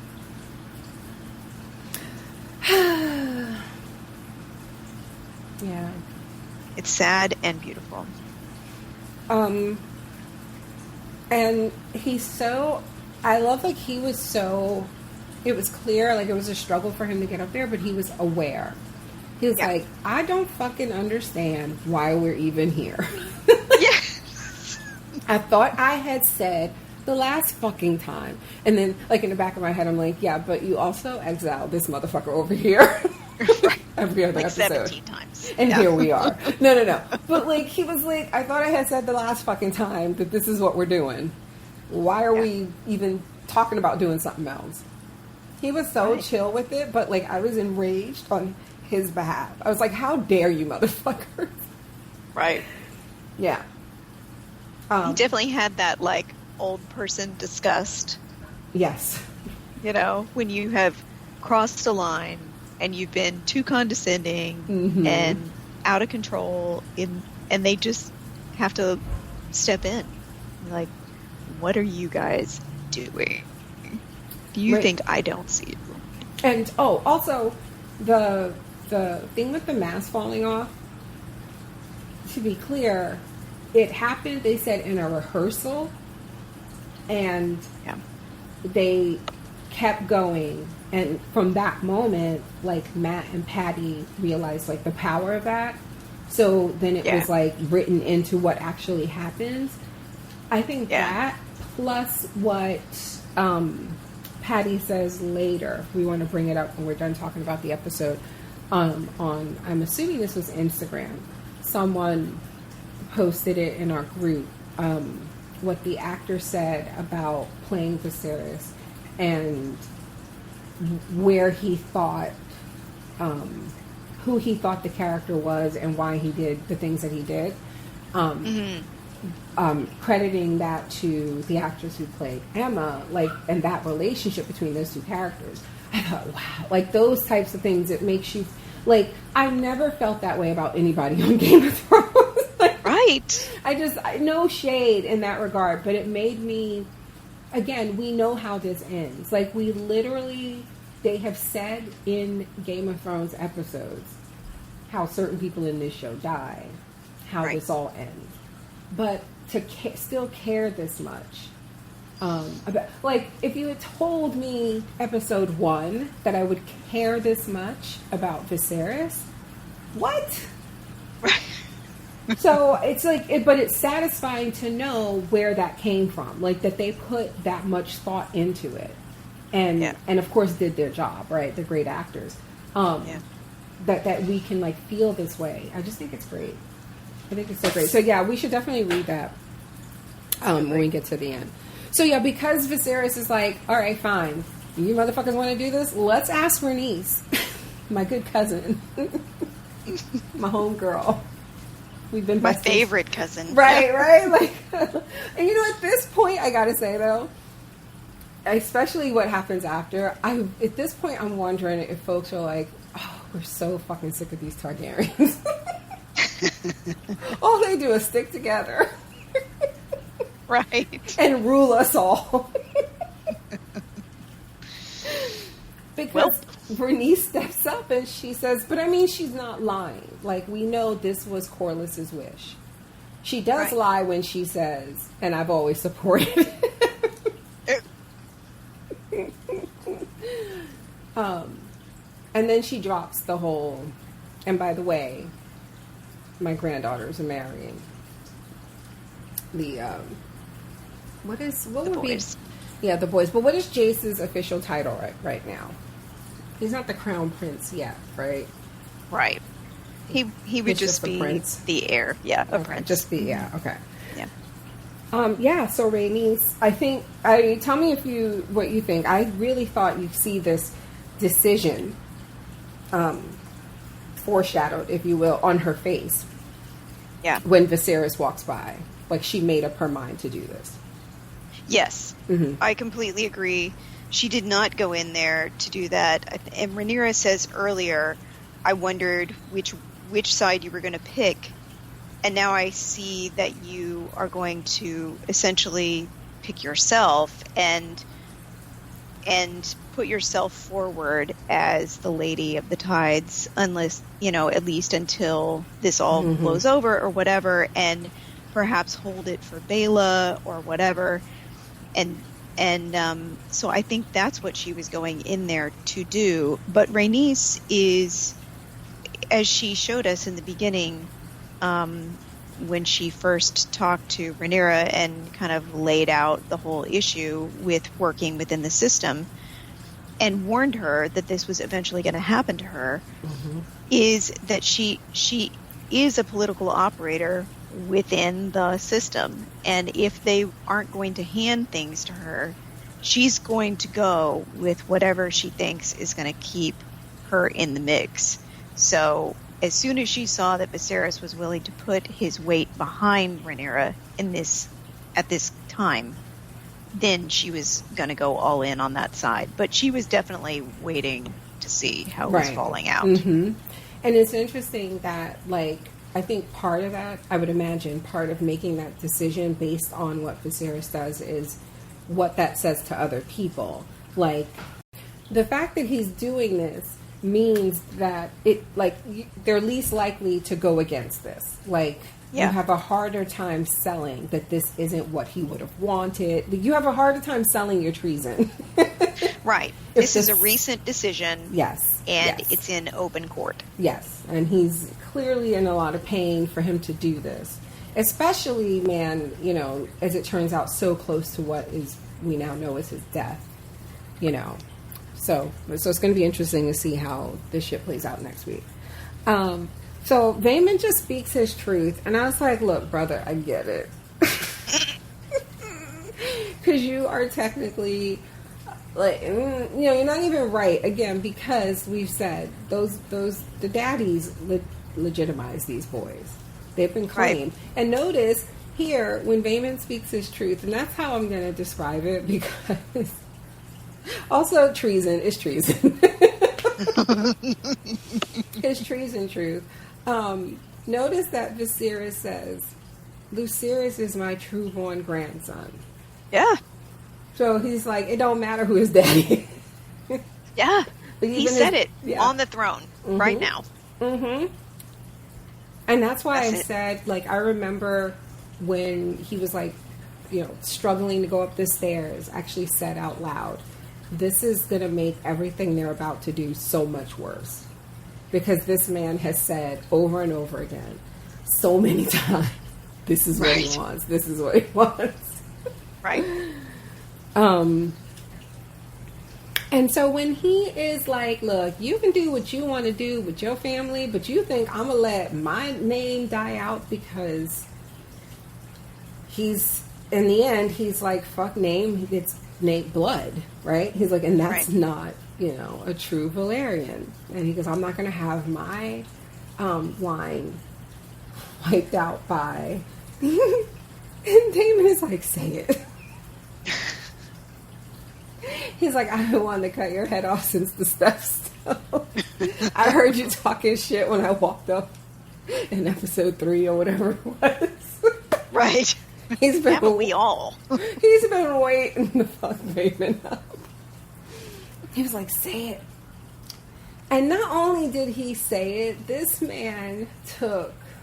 This is why the actor, just bravo. Yeah. This is the type of, like, stupid treason you commit in the name of righteousness, right? Like, this is like Ned Stark shit, you know? Like, you think because you have the truth on your side, it matters. It does not. But he didn't just say it. He was just like, and she's a whore. And I'm like, for why? Why did you have to go there? Like, you were already going to lose your head. Like, Daemon decided that 10 years ago. Right. But, dude, the whore part? Oh. Does this happen in the book? So what happens in the book is that Vaemond starts talking about all of this, and he doesn't even get past, like, Dragonstone. Rhaenyra tells Daemon to go cut off his head, and so she dispatches Daemon, and they feed Vaemond's body to Syrex. And then the 5 other nephews, because in the book he's a nephew. So there's 6 and not total. His brother. Okay. Right. The 5 other nephews go to King's Landing and complain directly to the king's face. And he basically is just like, now, boys, I said that whoever is treasoning is going to lose their tongues. And just politely has them all hauled off to get their tongues ripped out. So that's what happens to the rest of those guys. Yeah, I can see why they were not going to have them cut off the tongues of 7 black people in the show. Right. Well, and they already did the tongue thing with The what's guys. his face? Yeah. The spy Lars. guys. Yeah. So yeah, he calls her a whore, but this was so bad too. Like, badass of Patty when he was like, "I'll have your tongue." Oh my god! Like, I believed it. I absolutely fucking believe that leper king could have taken that man's tongue. Now we might have had to wait 10 minutes for him to get down there. Right. And but it was going to happen. The guards would have had to keep Vaemond still. Right. Just bring him up here. Yes. But I believed it. He was, oh my god. I was like, Vaemond had to know. Like, he didn't know. Like, he didn't know at the moment, no. But he had to know he was not leaving that room alive, right? Once he committed to her children are bastards.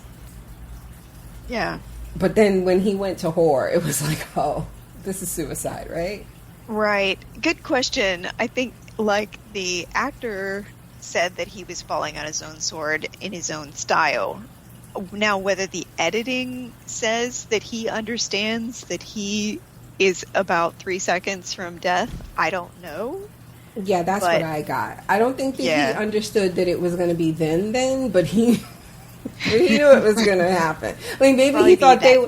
Yeah, I think maybe he thought it would have been like an official hanging or some shit or beheading. You know, some Ned Stark shit. But no, this was not. This was some Daemon Targaryen shit.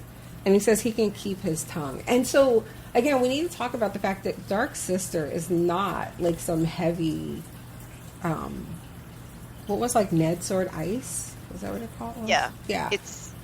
It's not, right. It's Valyrian steel, but it's not like a big heavy sword, right? Right. But it's a usable sword. Yeah. Wow. Ice was more like a ceremonial sword. Mm-hmm. Yeah. Whereas this one is one that you carry around and gets a lot of use, especially if you're Daemon. And it's not, but it's not like heavy, right? Right. Like you wouldn't. I'm assuming it has to be extremely sharp because it's skinny. Right. Is my point. It looks like a fencing needle, like a needle. You know what I mean? Exactly. Needle was Arya's little. That's right. Yeah, it just didn't look like it was capable of doing what it did, which was cut like diagonally through Vaemond's skull. Right.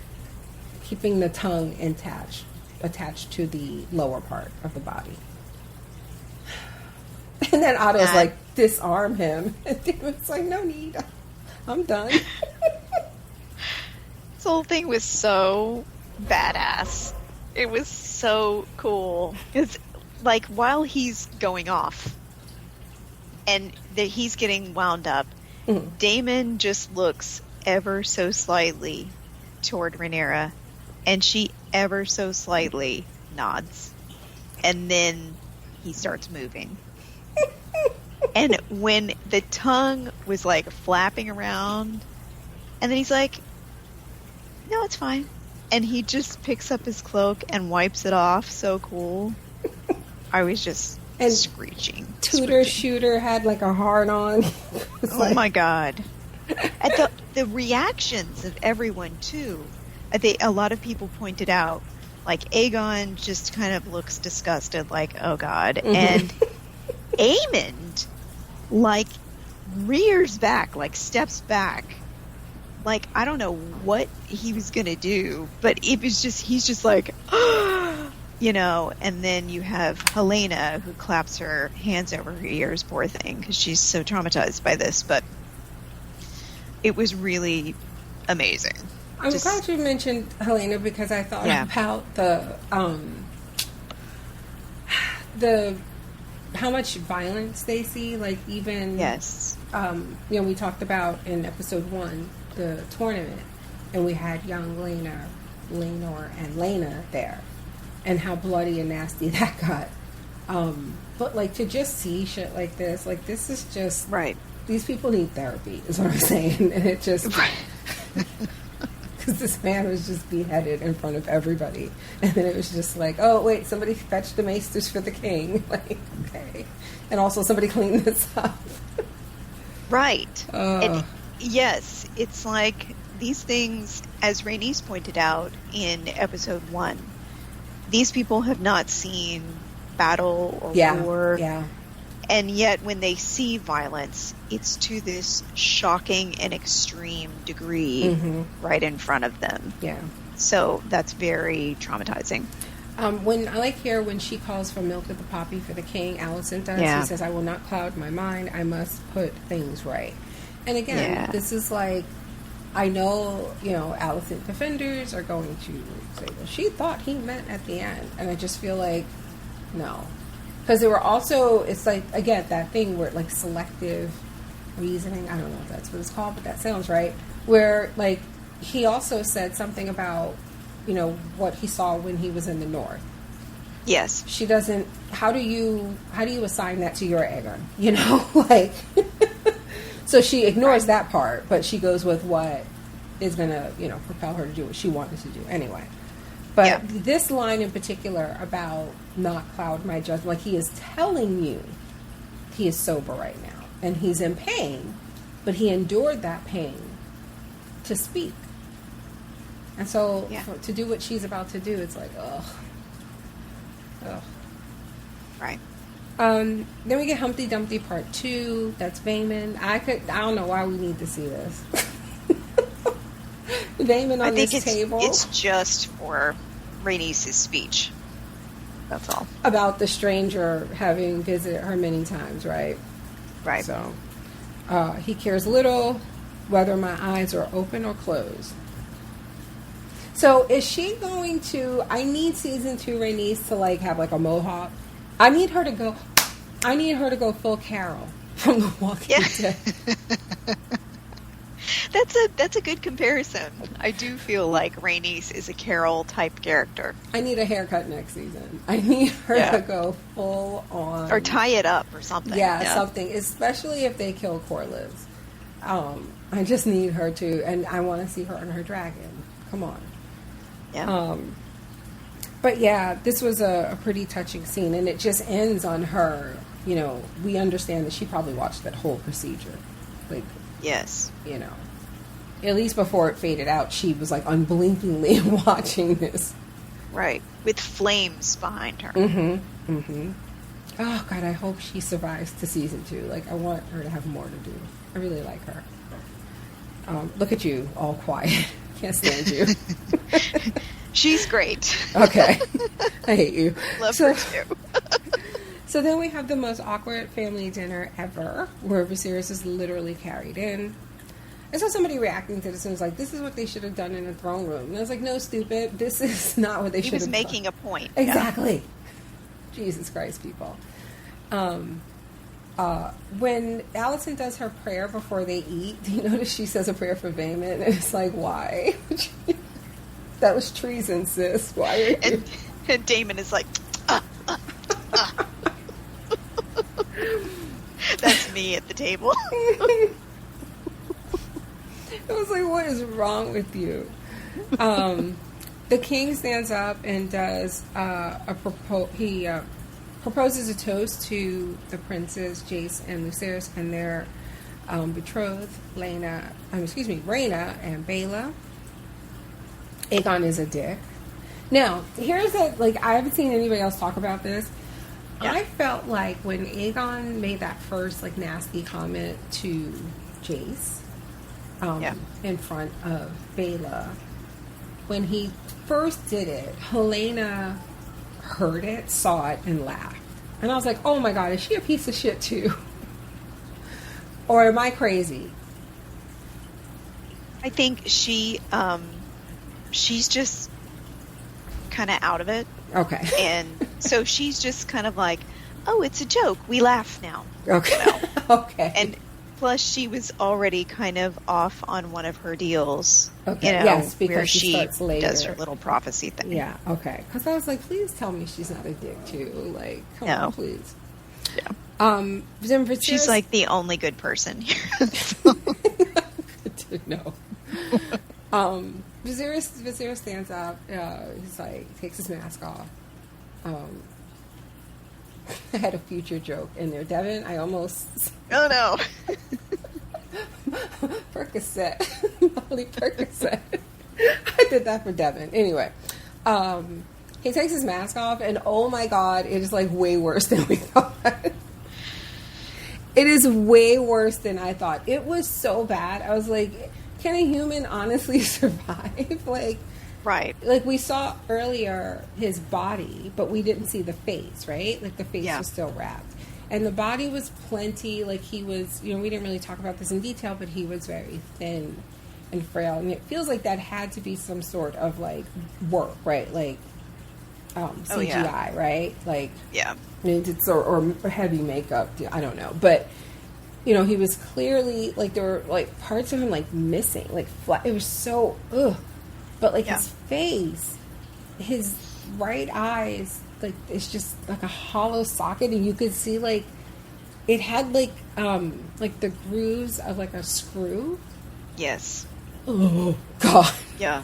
I felt like I could see the light through it. Yeah, oh my god. Well, you could like see through his like the side of his cheek, his right cheek, like you could see the muscle, and oh my god. They're gonna win an award, right? They're gonna win. Like if this season doesn't, I'm gonna be so mad. Yeah, because this has been so good on so many levels. So yeah, he stands up, he takes his mask off. He's like, "Look, I want y'all to see me as I am, and basically, can y'all just fucking act right?" It's like, we're the motherfucking Targaryens, and we cannot survive. We can't keep our fucking dragons if you motherfuckers don't act right. And I was like, preach. We're supposed to get married to each other. Yes. Not hate each other. The fuck? He was like, we're the fucking Targaryens. I imagine this is like what Kris Jenner does at like a dinner. She's like, we're the fucking Kardashians. Can y'all just act right? Pretty much. Yeah. You're going to ruin this for all of us. So this kind of works because Rhaenyra, I'm going to question you on some of these toasts, okay? So be ready. Mm-hmm. I know I didn't tell you there was a quiz. I'm ready.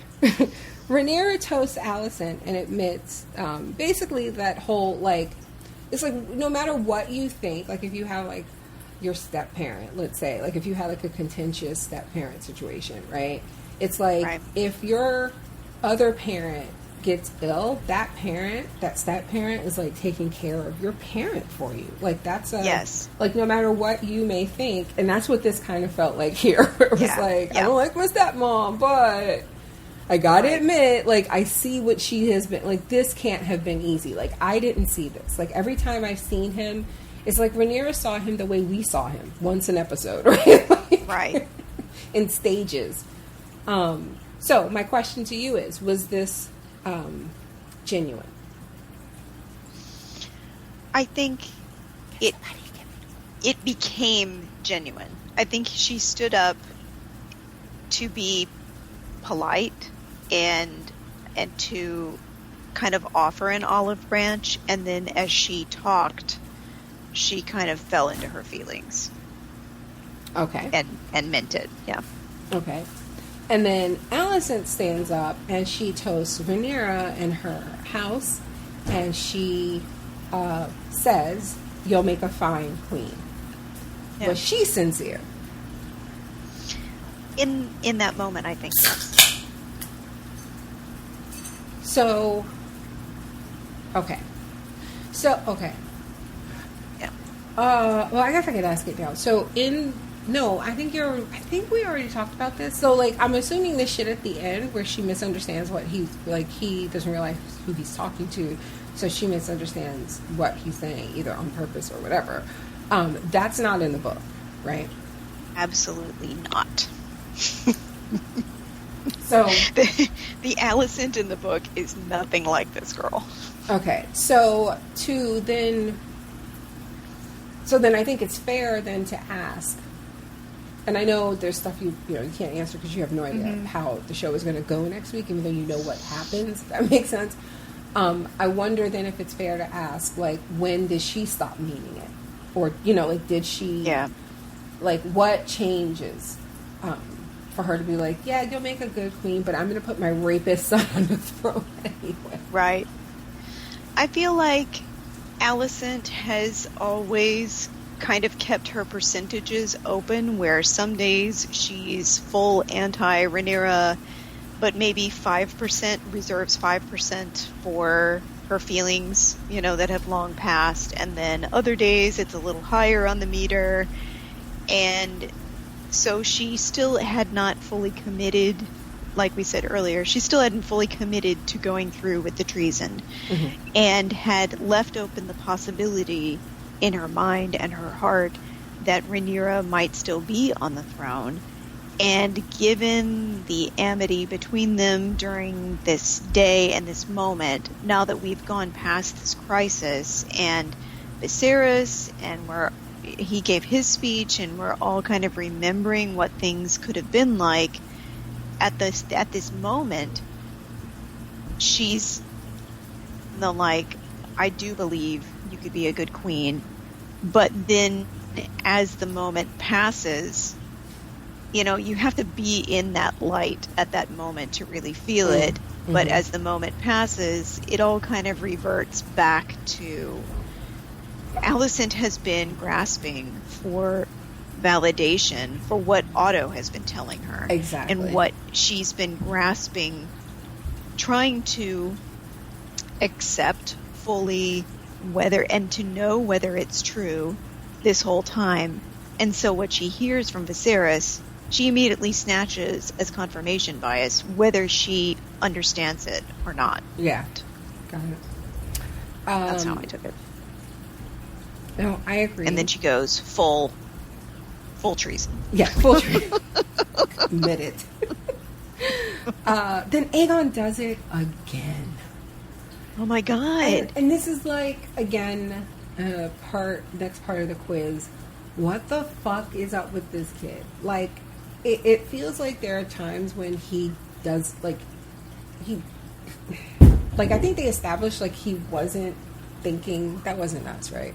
He wasn't thinking about, it was a loud noise. It's okay, Nico. I think they established, he wasn't thinking about the crown back when, the episode in which she slapped him and when he was jerking off in the window.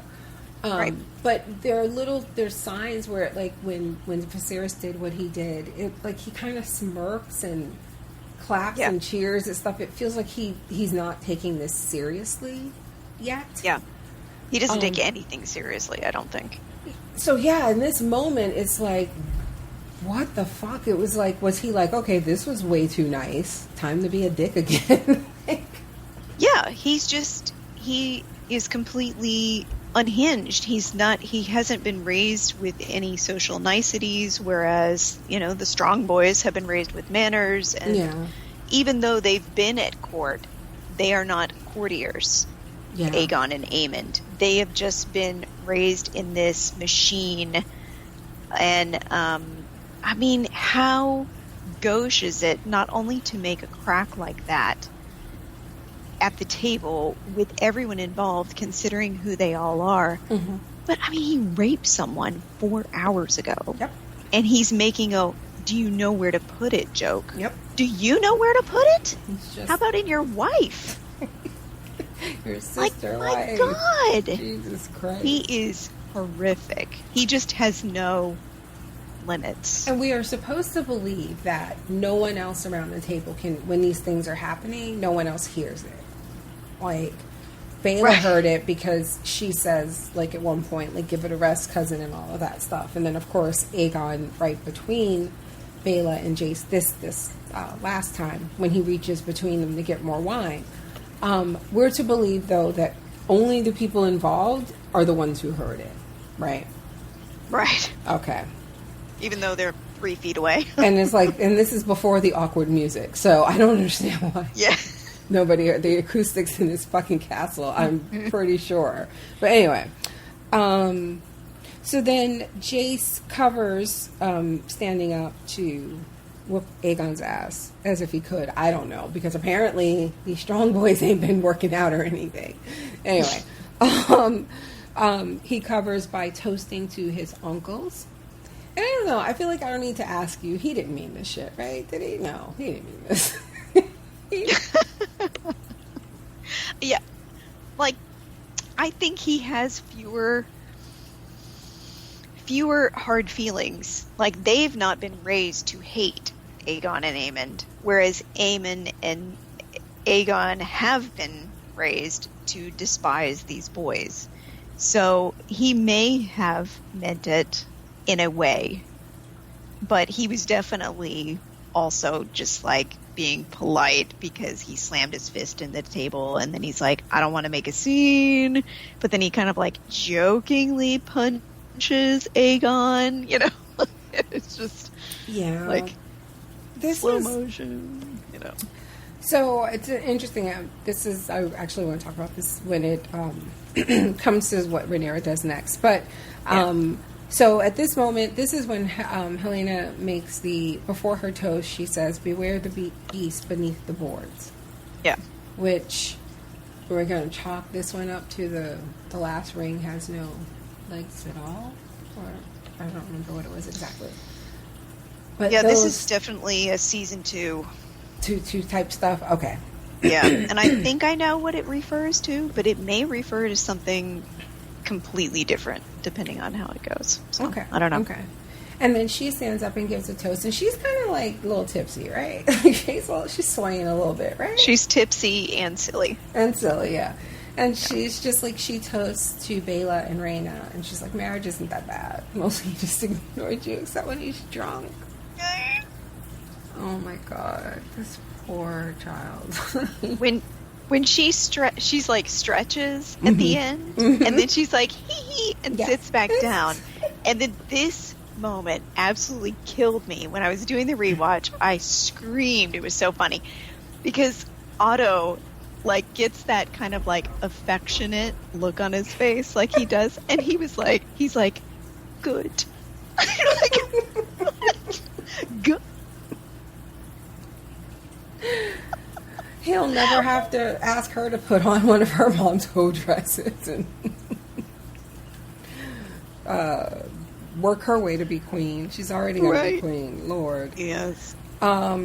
So, again, as if it wasn't awkward enough, Viserys is like, we need some music. And I was like, do we? Like, why is this dinner not over? I didn't understand that there were still more courses to come. I thought we had...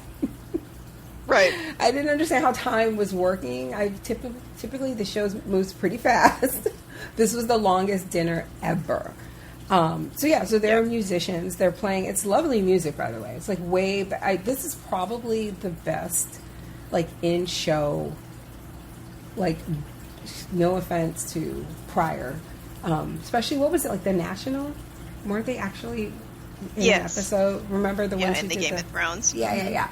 Like, I feel like this is probably one of the best, like, in show songs we've had. Like, this was really lovely. I thought it sounded great. Really, I don't know if this is what sound mixing is, but I just thought it sounded really nice. And it was a lovely song. But it was still awkward because then Jace, for whatever fucking reason, I was like, Jesus fucking Christ. I was like, you and your mother and your bad decisions. Like, yeah, right. Why are you asking your auntie? I don't even fucking know anymore. Auntie, cousin, grandma? No, sister, great auntie. I don't fucking know what she is. But like, why? Ask your betrothed. What are you doing? What are we doing? Right. And we know that Aegon doesn't care, except that he cares now. Apparently, like he's like, what the fuck? Right. But everybody else took it for what I thought it turned out to be, which was something really adorable. They were doing that hokey little two-step hoppity hip-hop thing. That was hilarious. Oh. And Viserys is happy. He put his mask back on, and he's watching everything, and everybody looks... Otto looks oddly fucking human. I don't get what was happening here. I was like... Somebody's doing like golf clapping or something. Like, who was he doing that to? To them dance? Like, what was happening there? To the dancing. It was so weird. I don't know. He's so strange. But the point is, Viserys is happy, and he's like, I noticed like a lot throughout the scene. He was holding Alicent's hand. Yeah. And I felt like this was genuine. Like, Yes. every time she looked at him with affection and care, I felt like this was genuine. Yeah. She was definitely getting swept up. Yeah. And they make it feel like everybody kind of is. Again, like, I would expect there to be a shot of Otto kind of, like, plotting in the corner.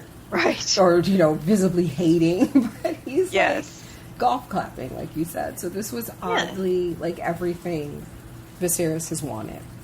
And Rhaenyra, at one point, she looks over, and she like, kind of glances over, and then she looks over with so much longing. It was just painful. Like, looking at her father, but also Alicent. Alicent, yeah. Like. Yeah. And everybody is happy except Aegon. Yes. And Aemond. Yes. Who sat in his seat sideways and has not moved. Like, he literally, like, is looking like the tutor shooter. It's sitting in the corner of the classroom. It's almost as if they know Viserys only thinks he has one kid. Like, it's almost like they understood no matter what the fuck he said, none of it applied to them. Right. They're just hating. He doesn't even know we're here. No. He's probably like, who are these guys? They so show up sometimes. I don't know. So, but he starts to, he's in pain, and they carry him off to bed. And Lord, they bring out the roast pig, and I was like, oh my God. Why is this dinner not over? Like, why are we still bringing this? The king has gone. Can we, if only, but no. So now let's be clear. Was Luke laughing at Aemond because of the pig? Remembering the pink yes. thread. Yeah. I mean, I saw some people say that they thought the Strong Boys ordered the pig. I don't think that's the case at all, because they don't have that kind of pull, and they didn't know about the dinner, now, with that kind of time. Now so here I am, like, inadvertently, like, giving them that theory legs, because I'm like... But I'm going to be honest, when I first watched the episode, I didn't think that he was laughing at him. I thought it was one of those things where, he was, like, laughing at what someone next to him was saying, and, and then you have that, paranoid moment where oh my God, he thinks he's laughing at him. I totally missed the pig until I watched it the second time. Yeah. And then I was like, oh, wow, he did that on purpose. Right. Yeah. Well, I think what I love is that it's even this part of the dinner is like a dance, because Jace and Helena are still on the floor, and then they're doing that like wide-armed thing that Rhaenyra and Viserys had done at their wedding. And so when Viserys walks by, they break apart, and he passes. And then they come back together and start dancing. He goes out the door, and as he's going out the door, the pig comes in, and the pig sits down on the thing. And Luke looks over, and, like, he just can't contain it, because he's, like, 14, know? And he's like, huh? Like, he's kind of like, oh, shit, But it's not like, ha ha, you asshole, It's just kind of like, he's like, oh my God. And to be clear, I am not, just for folks out there with the theories, I am not supporting that theory. When I said I was giving legs to it, I just meant for me to say that, it felt weird that they were still bringing food out. Right. And it's because, like you said, it did feel like a dance where it's like, one bit of drama exits the stage and another bit of drama enters. Right. But I just honestly thought, and I guess that served the purpose, right? Like, it was just uncomfortable. Like, it was just, I wanted it to be over. Like, I was like, okay, everybody's happy, let's just, But no, because of Luke laughing at the pig, Aemond stands up and does what he does. He gives a toast to the Strong Boys. Now listen. Listen. I, like, mistakenly... There's, like, a Screen Rant article, and it was like, what Vaemond meant by the strong boys. And I was like... And I took a screenshot of it, and I put it in our group, and I was like, imagine being this stupid. Because I was like, how don't you know what... You... But then, like, the friends of ours in the group was like, yeah, I didn't get it. Like, I was like, wait, what? How did you not get it? And honestly, like, I get that not everybody, like, you know, obviously podcasts like we do, and you have to take notes and stuff like that. So I was giving people, like, the benefit of the doubt that maybe you can kind of attribute this to, again, them not giving us a lot of Harwin. But I don't know. I feel like they said that name enough times that, you know, by the time he's giving them, what does he call them? Something and wise, and he says each of them handsome, wise, and in that moment, strong. In that pause, I was like, yeah. What could he? And then I was like, don't Here we go. Say it, don't say it, don't say it. And it was like, this was his Aegon moment from last episode, where when Viserys questioned him, he could have altered, you know, and maybe he did know it, again, because I feel like they took moments to, like, think about what they were about to do and did it. Like, you could alter history for what you're about to say. And him, like, deciding to, you know, he chose violence in that moment. Yeah. He wasn't going to let this dinner go forward, and Alicent is horrified and is like, why would you say that to these people? And yeah, like in what? front of these people, I thought, the way she phrased it. Maybe I'm wrong, but it felt like it was less about you saying it. Why would you do it here? Like, with witnesses. Didn't you see what happened to Vaemond? We only talk about whores and bastards in our own rooms. Come on. Exactly. When I'm cleaning up your brother's rapes and stuff, Jesus Christ. Right. But this is also, I mean, this speech is from the book, so everybody was looking forward to the strong delivery voice of it. speech. Oh, yes. Now, and the way that he did it was just great. I still don't like the way these strong boys, quote unquote, are, like, being so weak, because, like, he punches Aemon and Aemon just takes it. And fucking Aegon slams poor Luke's face on the table. And, like, he's just a child, and his, like, 30-year-old fiance is just sitting there watching him get his face slammed into a table. I hated it. I absolutely fucking hated it. And I swear to God, if these boys don't start racking up some W's, because, like I said, we all know how it ends. Yeah. I know how one major character dies, but only because I've seen Game of Thrones, and I feel like I should say that. And I didn't, like, want to say that. Right. But they say how one character in the show, if you remember, talks about how one of the characters dies. Can I just say I want them to rewrite that? I don't think they're going to, because it's quite a moment. I don't want to see that. I know. Yeah.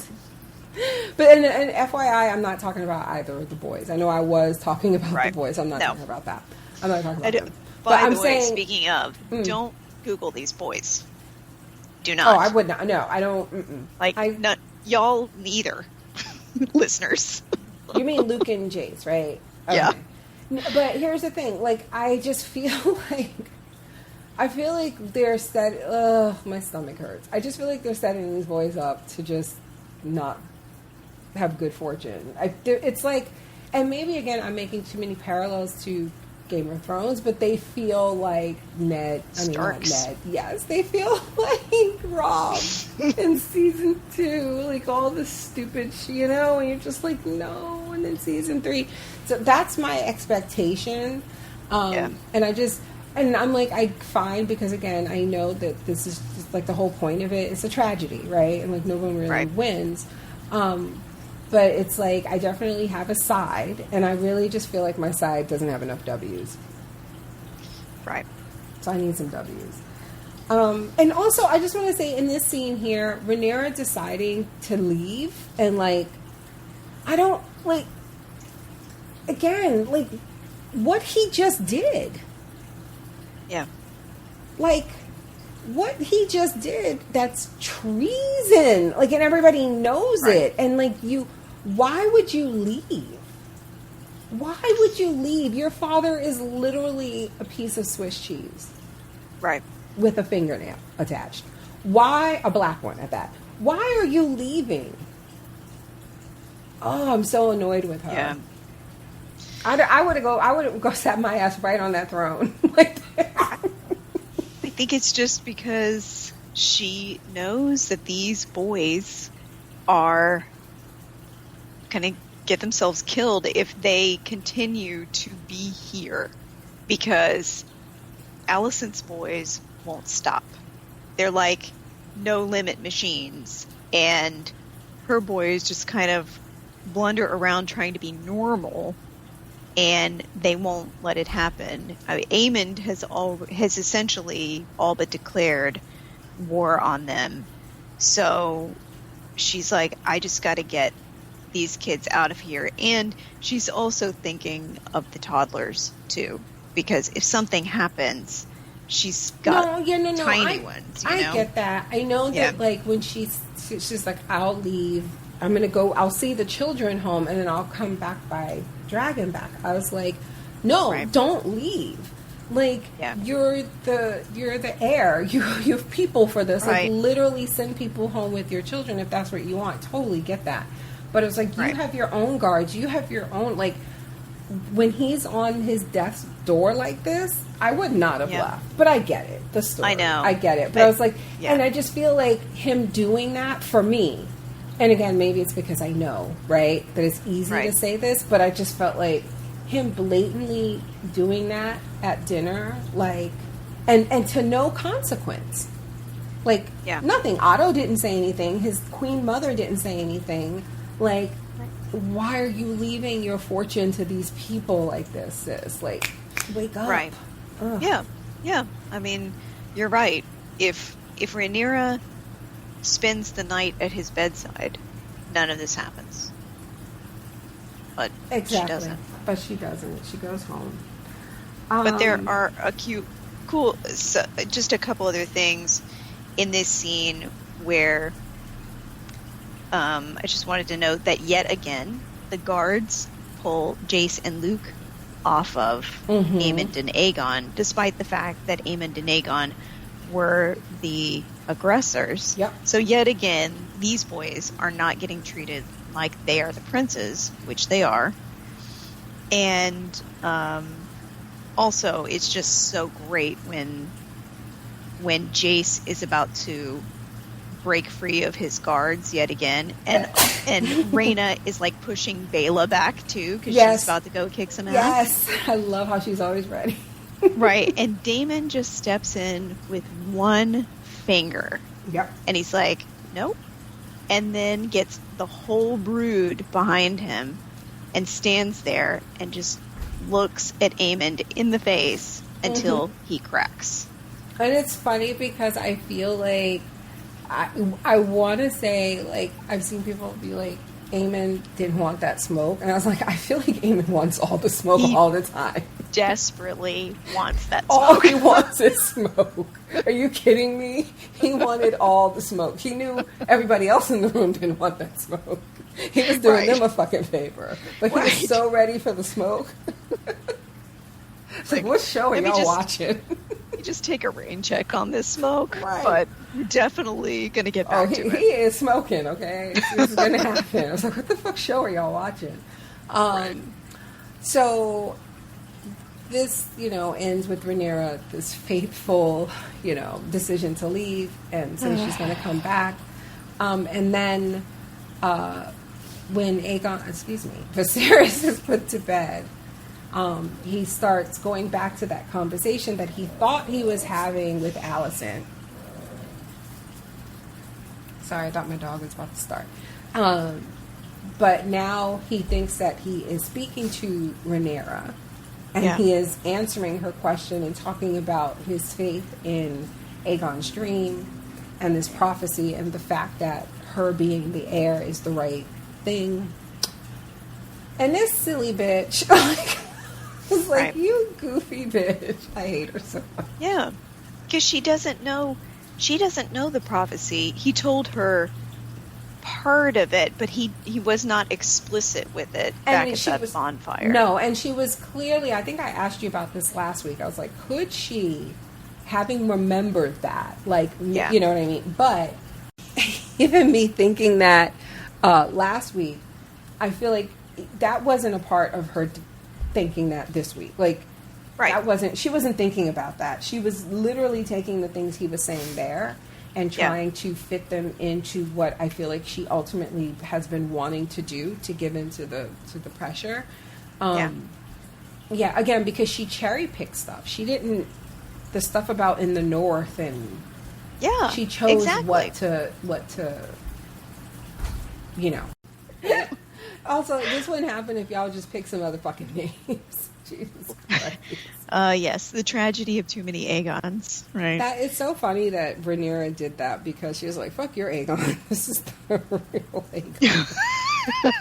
Just act like that name wasn't already in use. Like, Jesus Christ. And that is, that's definitely a book thing. Alicent was absolutely furious that Rhaenyra named her child Aegon. But again, for those who... and we see this in the future with Rhaegar, for those people who genuinely believe in the prophecy and believe that they might be part of the prophecy, he named his first child Aegon, and then he also named Jon Snow Aegon. Which is, another one of his sons. So even within his own brood, he was like creating backup Aegons because he believed that an Aegon had to be the one. So before we go to feedback, I want to talk about his Paddy Considine. I always so do this. Considine's performance in this death scene. My God! You gotta stop. Kaylee's about to take you outside. Don't start. So I did not have time to go back and watch, but here when she's like, "I know what I must do, my king," and just leaves the room like a fucking Disney evil queen villain. Anyway, when he starts like talking to himself or that like someone else in the room type thing, and you feel like okay, he's about to, he's not long for this world. Something about first of all, my God, could this feel more like Shakespearean? It's like this whole thing. Jesus Christ, but like something about the way he was delivering his lines, it reminded me, I don't know whose alarm that is. Something about the way he was delivering those lines, it reminded me of the moment with Emma in the bathtub. I don't know why. Yeah. And I immediately felt like he was talking to her. Obviously, the last line being, my love, right? Yeah. But with the no more, and I haven't gone back to watch it. I wish I would have. But I was wondering, didn't she say those words to him when she was talking about how this was like going to be the last time she had children, right? So I don't know. It just made me wonder if she said no more. She said no more, right? Okay, I'm not Viserys. Yeah. I was like, and I said that in the group. I was like, isn't that the from a callback to the bathtub scene? And somebody in the group was like, no, I think it was more of this. And I was like, I don't know. But then he posted that thing on Instagram, and he talked about. I don't know. Do you want to read that before we bring up the feedback? Do you happen to have that? I do. Okay. Can you read that? Yeah. His Instagram said, "Thank you for the kind words. I cannot reply to every comment, but I'd like to acknowledge that they haven't been lost on me. It was an incredible adventure where I made lots of new friends that will be with me for the rest of my life. I'd like to thank the creators for allowing me the freedom to make Viserys my own. I've never loved a character so much. I want to give massive love and respect to Brooke Cian, who came in for only a few days but changed, I think that's just her Instagram, but Cian Brooke is her name, but changed the course of my character with her brilliant performance and commitment to the work. The impact stayed with me until my final improvised words. She unlocked the missing piece of the puzzle for me and allowed my story to come full circle. From the moment she dies, so does Viserys. It was a love story. That's the secret I carried with me. As sick as he gets, he never himself demands any cure. He quietly accepts his suffering. never forgiving himself for putting his beloved wife through such torture in her final moments. Viserys was a gift. I'm so honored he found me. Now, no more. And the picture that accompanies that is what? Is her in the bathtub, looking at him. Thank you. That broken, that failure, failing her in her final days, moments. Oh, yes. I did not. Again, if you had told me going into this that he would be my favorite character, and I'm so happy. Honestly, I am so fucking happy that man died thinking all was going to be okay. I mean, at least I don't know like what he really, really, really believed, but I know what he saw. Yeah.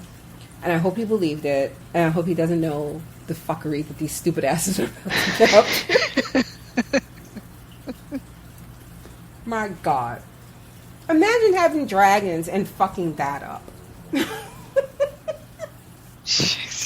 Which is exactly what the point he was trying to get across. Mm-hmm. Mm-hmm. We have dragons, stupid. Okay. Yeah. So feedback. Anything else you want to say about his death scene? I'm sorry. I just, his acting was outrageous and just stunning and gut-wrenching. And like you said, with the Shakespearean thing, just to underline the part about it being a, quote, misunderstanding, that is part of, that is a part of the Shakespearean tragedies, is this kind of critical misunderstanding in so many of these works. Mm-hmm. And, like as a British lit major, I get that. But, God, I don't know. Like, it softens... It doesn't work for you. It softens Alicent a lot. Mm-hmm. And, honestly, it's just, to me, there's not really a point to creating a misunderstanding, because regardless of whether she gets this last-second validation for her beliefs or not, the machine is already in place. Mm-hmm. It's really kind of out of her hands.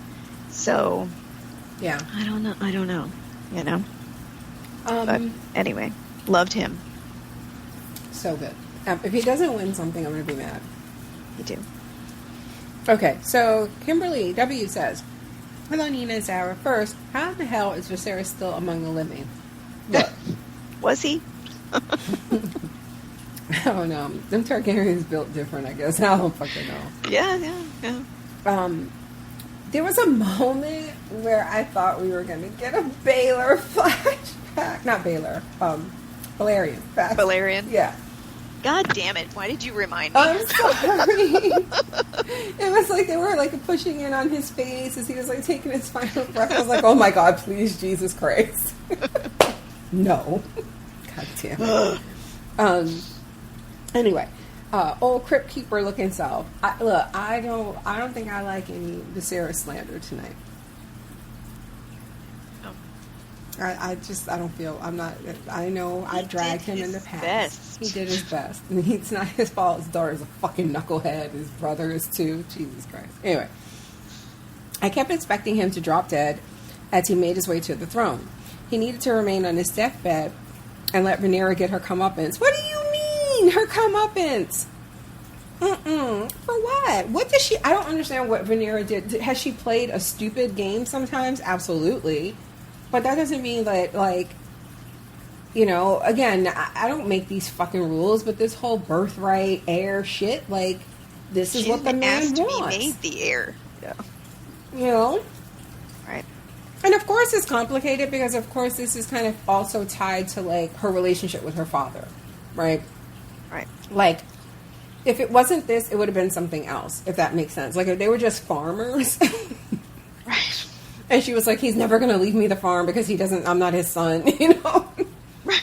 He wants me to get married, he'll leave it to my husband. That type of bullshit. Like, it was, a lot of that was tied up into it, too, I think. Like, they're, a kind of a love story between a father and a daughter. And what happened to them after Emma died, Right. But I don't understand why people feel like she needs to be punished. I don't understand that. Right. She didn't ask to be made heir, and also he made her marry Laenor. So what part of it did she do wrong? I mean, I've already said my thoughts on, like, I don't know what people expected that gay man to do. Right. And what if they just couldn't have children at all? Right. Which is, as it turns out, Mm-hmm. maybe he couldn't. So what was the alternative there? Right. Anyway, she says, naturally he remained king of the fuck everything up simps to the very end. At least the show has finally put Viserys and us out of our collective Death Watch misery. You're crazy. That man don't get all the Emmys and Golden Globes. Yeah. So Aegon I was dreading this moment because, of course, it gets worse from here. So of course, right? I wanted him to live forever. Take it into season 2. So Aegon is a rapist, and that delightful mother of his covers up his crimes. How unsurprising. The best part of this episode was Rhaenys giving Rhaenyra the ultimate "bitch, I don't fucks with you" look. I just wish she would have made claim to that which belongs to her children and real grandchildren. But that's the thing, like, it wouldn't have. Yeah. It wouldn't have, like, with Viserys there, that wasn't going to fly. Right. He wasn't just going to give it to Rhaenys and Baela. Right. She had to get along with the program that Viserys was going to endorse. Mm-hmm. Because at the end of the day, this isn't about them, it's about that throne. Okay. So then she says, had she done so, Vaemond might not have met such an untimely demise. No. He was asking for it, though. Well, they say you play trees and games, you win trees and prizes. How many times does Viserys have to say? And didn't I just say last week, I was like, I don't know, Viserys. She was like, somebody say it again, I'll have their tongue. And I was like, I don't believe you. David was like, do you believe me? He's called my wife a whore in open court. Vaemond did that. That was like, Vaemond did that on purpose. He knew. Yeah. Anyway, Daemon allowed those girls to be split up, with Rhaenys keeping Baela and him keeping Rhaena, the child who he felt he did not care for. I wonder what her life has been like, separated from her sister and those closest to the mother she was so close to. It's interesting and disappointing. Yeah, I have no idea. And listen, I don't want to say, oh, it'd be interesting if we would get this, because book readers would just be like, this isn't important. They're just minor characters, and we just want to get into the dragon fucking and killing. I don't know. So, far be it from me to say I understand. To me, that's interesting. That's an interesting thing to know. Yeah. I will say I didn't get the impression like her life was like bad by any means. Yeah. I just don't understand why they and again, maybe it's the wig, but like she was too old for me, I think. Yeah. I mean, they hardly give you any material to work with here. All I can say is that she doesn't seem unhappy. That it might be slightly distant because she does address Rhaenyra as princess, but it's probably awkward to call her something else, like, what do you call her? Stepmother, good mother, when she is the princess. Right. And then also your grandmother standing right there. Right. And then she seems very happy. Like, I loved when they betrothed the kids, and the kids were just like, "Oh, yay!" Like, "Oh, yes. I love that. Mm-hmm. Let's get married." They're like, "I like my cousins." Yeah, like I will marry them and impregnate happy in their lot. Babies. So yeah, I don't. Daemon might not be the most affectionate father, but it seemed like she was happy. Mm-hmm. So. But to Kimberly's point, I do hope we get more. I do think that that's interesting, but I think we'll get more of the girls next season. So then she says, as has been the case since the beginning, Vaemond found out that getting in Daemon's way will never go your way. Those lies of goodwill being spewed were faker than the dragons. Leave it to that sociopath Aemon to show his true colors the first chance he got. I see that Rhaenyra's sons. I mean, like, I'm not trying to defend him, but if Luke did that on purpose, like, if he had not laughed, I don't know that Aemon would have done that. I don't know. Or maybe he would have found something else. Yeah. I mean, it was, his speech in the book was not provoked. So, he's just an asshole. The show is just giving everybody layers and moments of, like, sympathy, I guess, or defense. Yes. Yeah. It has gone a long way to offer sympathy to characters that don't necessarily deserve it. Okay. So then she says, I see that Rhaenyra's sons still can't fight to save their lives. Oh my god. Can we talk about the fact that fucking Kristen, I think we kind of skipped over this. He's still just out in that fucking yard training these fucking sociopaths. That fight was crazy, don't you think? Because, like, what if, I mean, Aemond has one eye. Like, what if Kristen misses? They were not holding back, and I found it absolutely insane that those boys didn't realize who that was. That long white Targaryen hair. Right. Until he turned around. Why are they trying to get around Kristen? Right. Oh my god. Anyway. Then she says, I'm sorry, this is the last paragraph. They have Harwin's looks, but none of his fight. Well, I mean, it's not their fault. He was murdered. Yeah. And sent away before he could... Yeah. They're street brawlers, but they're still several years behind. And I mean, they haven't been training with, like, a vicious killer. Fucking Jersey Jon Snow, right? On a daily basis. Yeah. Rhaenyra continues to earn her junior dummy title with the decision to leave. Girl, the only thing giving you legitimacy is your corpse of a father. I was just saying, I'd have moved in. Yeah. I'd be like, call somebody in here to move this Lego set and put my bed right here. 100%. I would have been sleeping in that chair every day. Absolutely. With guards all around us. Yeah. Fuck that shit. And a or dragon. Caswell yes. on one side. Mm-hmm. Eric on the other. P.S. Seeing the actor hired to play Aemon next to Daemon does make me think about the speculation. Why are you doing this? No. From the last podcast that elicited such horror from Sarah. Although it is not unusual for children to look exactly like their parent sibling. Yeah, absolutely. But holy shit, that was so funny. Right. You were so horrified last week. It's wait though about kids looking like their parent sibling, because my son is a clone of my brother. Mm-hmm. If you put us all together, he looks like he has nothing to do with my husband or me. He looks exactly like my brother. Like my brother just reproduced, just like a palm tree. Just like the pup falls off the side, and it's the exact clone. That's exactly what. That's your boy. Yeah. So Ashley says, hello, darlings. First thing first, this episode hit me much better than last week. This is why I keep saying let the women do the work, because the writer and director were both women. Now, I really am mad we did not get the Naomi Watts spinoff. It was stacked with a lot of diverse voices. Yo, what was that? What was that supposed to cover? I totally forgot. Oh, I forget what the era was called. Oh my god, my street cred. But they... Was it Valeria it was kind of or like, Westeros? It was like pre-Long Night stuff. She was probably going to be some version of like Lan the Clever at the beginning of the Lannister house. So like gender bent, respun kind of stuff. That was my guess anyway. Okay. But, yeah. It was like way back. Okay. Like so before this. Yeah. Okay. Like 1,000 years ago or something. Oh, she says, anyways, back to the show. Daemon is not the stepfather. He's the father that has stepped up. Shut up. What about the father steps down? Even better.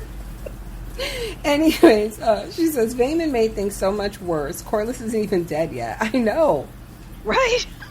My God. He's going to come home like, what the fuck did he do? He literally lost his head, bro. Like, he's been yet again another person walking in the room with the pizza Yes. and the fire. But just put him like in a wheelchair, like his legs in a cast. He has like the bandage on his neck. Yeah. The pizza in his lap. Like, what the fuck? I can't wait to talk to my brother. Jesus Christ. They're like, well, let me tell you about the treason in your brother. Right. Who's doing Remember how? his final. Remember how he never knew how to shut up? Because I love how they planted that seed, right? Like, Yeah. when he was like, I love you, brother, or brother or not, I will not have you sowing division in my, Right. So, And yeah. it was about Daemon. Yeah, exactly. He was all about treason from, like, day one. Anyway, the series part of the episode was Damon. I think this is like autocorrect. I'm sorry. Slicing his head into with Dark Sister. Give a round of applause for Patty, everyone. That man is getting an Emmy nomination. I hope so. Alicent continues to be the most self-righteous witch in Westeros. Like, if anyone didn't need to dip deeper into religion, it was her. She was already boring before that. Now she's worse. Well, now she's just, like, really self-righteous about it. She was always kind of, but now it's just, like, 10 times worse. Right. Bela and Rhaena are adorable. You did not just call a 30-year-old woman adorable. But okay, whatever. And Luke and Jace were charming, well-behaved young men. They were, until Luke chose violence. We saw that big. Right. Alley Cat has a sociopath with a massive chip on his shoulder I don't know what this was supposed to be. And a drunken fool of a rapist as the other one. War starts next week, and I'm not ready. Talk to you later. Your favorite thirsty shipper, Ashley. Oh, yeah. This is from Anton. Hey, first of all, he says, hey, Nina, Sarah, first of all, wow. Secondly, how dare she? Patty Constantine hit it out of the motherfucking park. Not since Robert Baratheon have we had a king portrayed in such an amazingly nuanced and tragic sort of way. Wow. Mm-hmm. I was close to fighting tears when he struggled his way through the throne room to sit on the Iron Throne to defend his daughter and his grandsons. Wow. I'm so glad you're saying this. Wow. Because, if you go to the thread where all I'm typing is wow, it was during this moment. Yes. Because I had no, that's why I'm so glad I hadn't read, because I didn't know that this is a thing that he did. This is so badass. Okay. Words fail me with how much this actor has breathed life to what was once, thank you, Donnie, was once a few words on a page for me. Sorry, Donnie's been sick. My only gripe about this episode is that the writers give Alicent some plausible deniability to support her Prince Andrew-ass son's claim to the throne. I do not like that. Prince Andrew.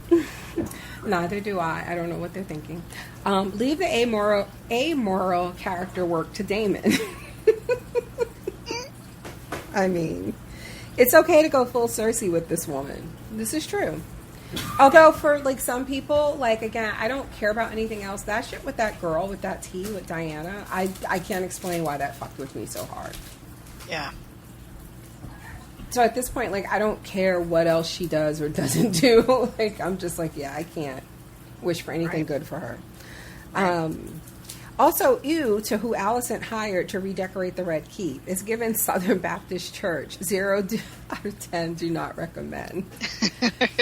Nevertheless, podcast fandom fam, we're in the beginning of the end now. Oh, thank you. I didn't feel sick enough. Like, all aboard the Dance of the Dragons train. No stops until everybody is dead. You suck. Oh my god. You know what? I want to do a death pool. Oh, yeah. But like, what episodes? Yeah, we got to figure that out. I'm stupid. I'm also really high. But we really need to talk about that. We should probably, like, it's hard because people have read the books, but also we don't know, like, what different things they're going to do. How or when. Right. It's not so clear. So we'll have to figure that out, but that would be fun. Also, I just wanted to say, wait, I had it, I lost it. What was I going to say? Oh, fuck it, I'll remember. Okay, so we got one more feedback, right? Yeah, this is for Interview with the Vampire. Okay, last one for Hot D. This is from Christian. Hi, Nina and Zara. I decided to write in this week because that's my fucking king right there. Right? Right? Yeah. Was that not like the best moment of the series? Like, ugh. Anyway, what a way to go. When the score started to swell, chills. I just about lost it when Damon helped him up and crowned him. Oh, but Ray, you see your dad is half a corpse. Why are y'all leaving? What?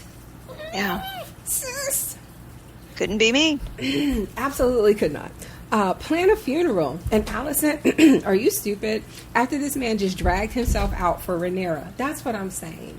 Yeah. He spent the whole day saying. And he told you specifically, I don't want my mind clouded. I need to set things right. So you wait until he's on Milk with the Poppy and dying. To be like, oh, these were his sound wishes.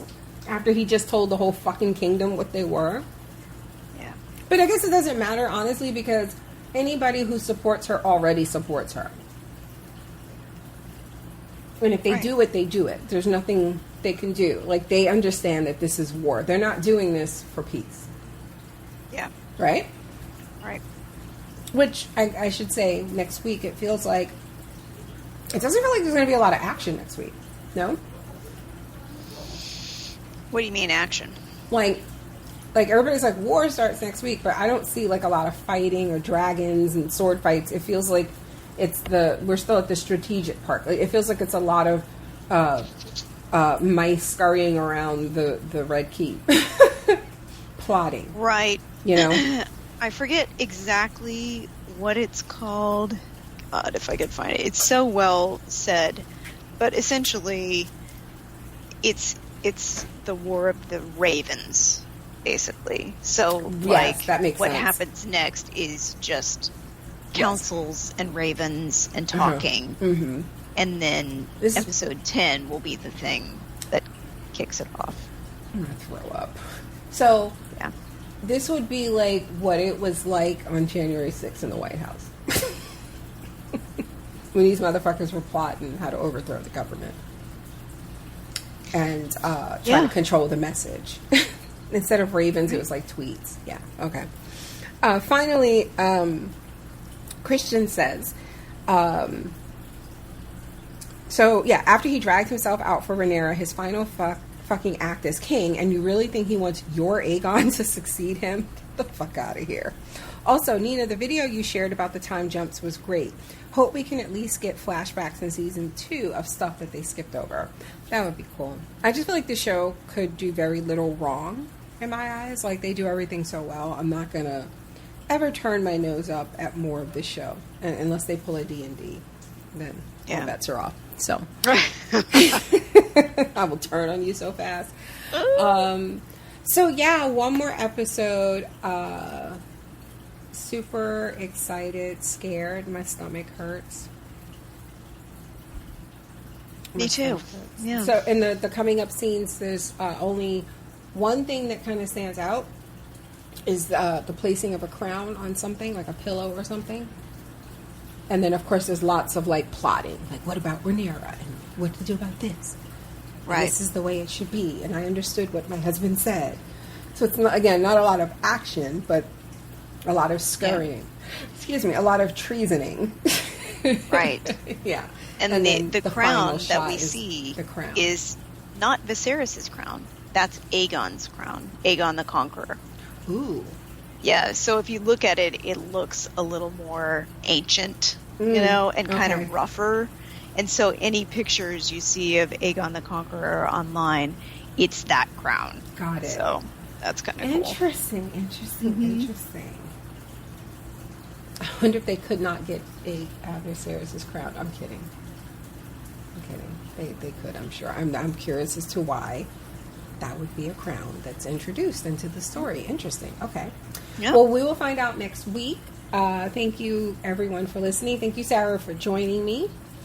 Absolutely. And we'll be back next week to talk about House of the Dragon, Season 1, Episode 9.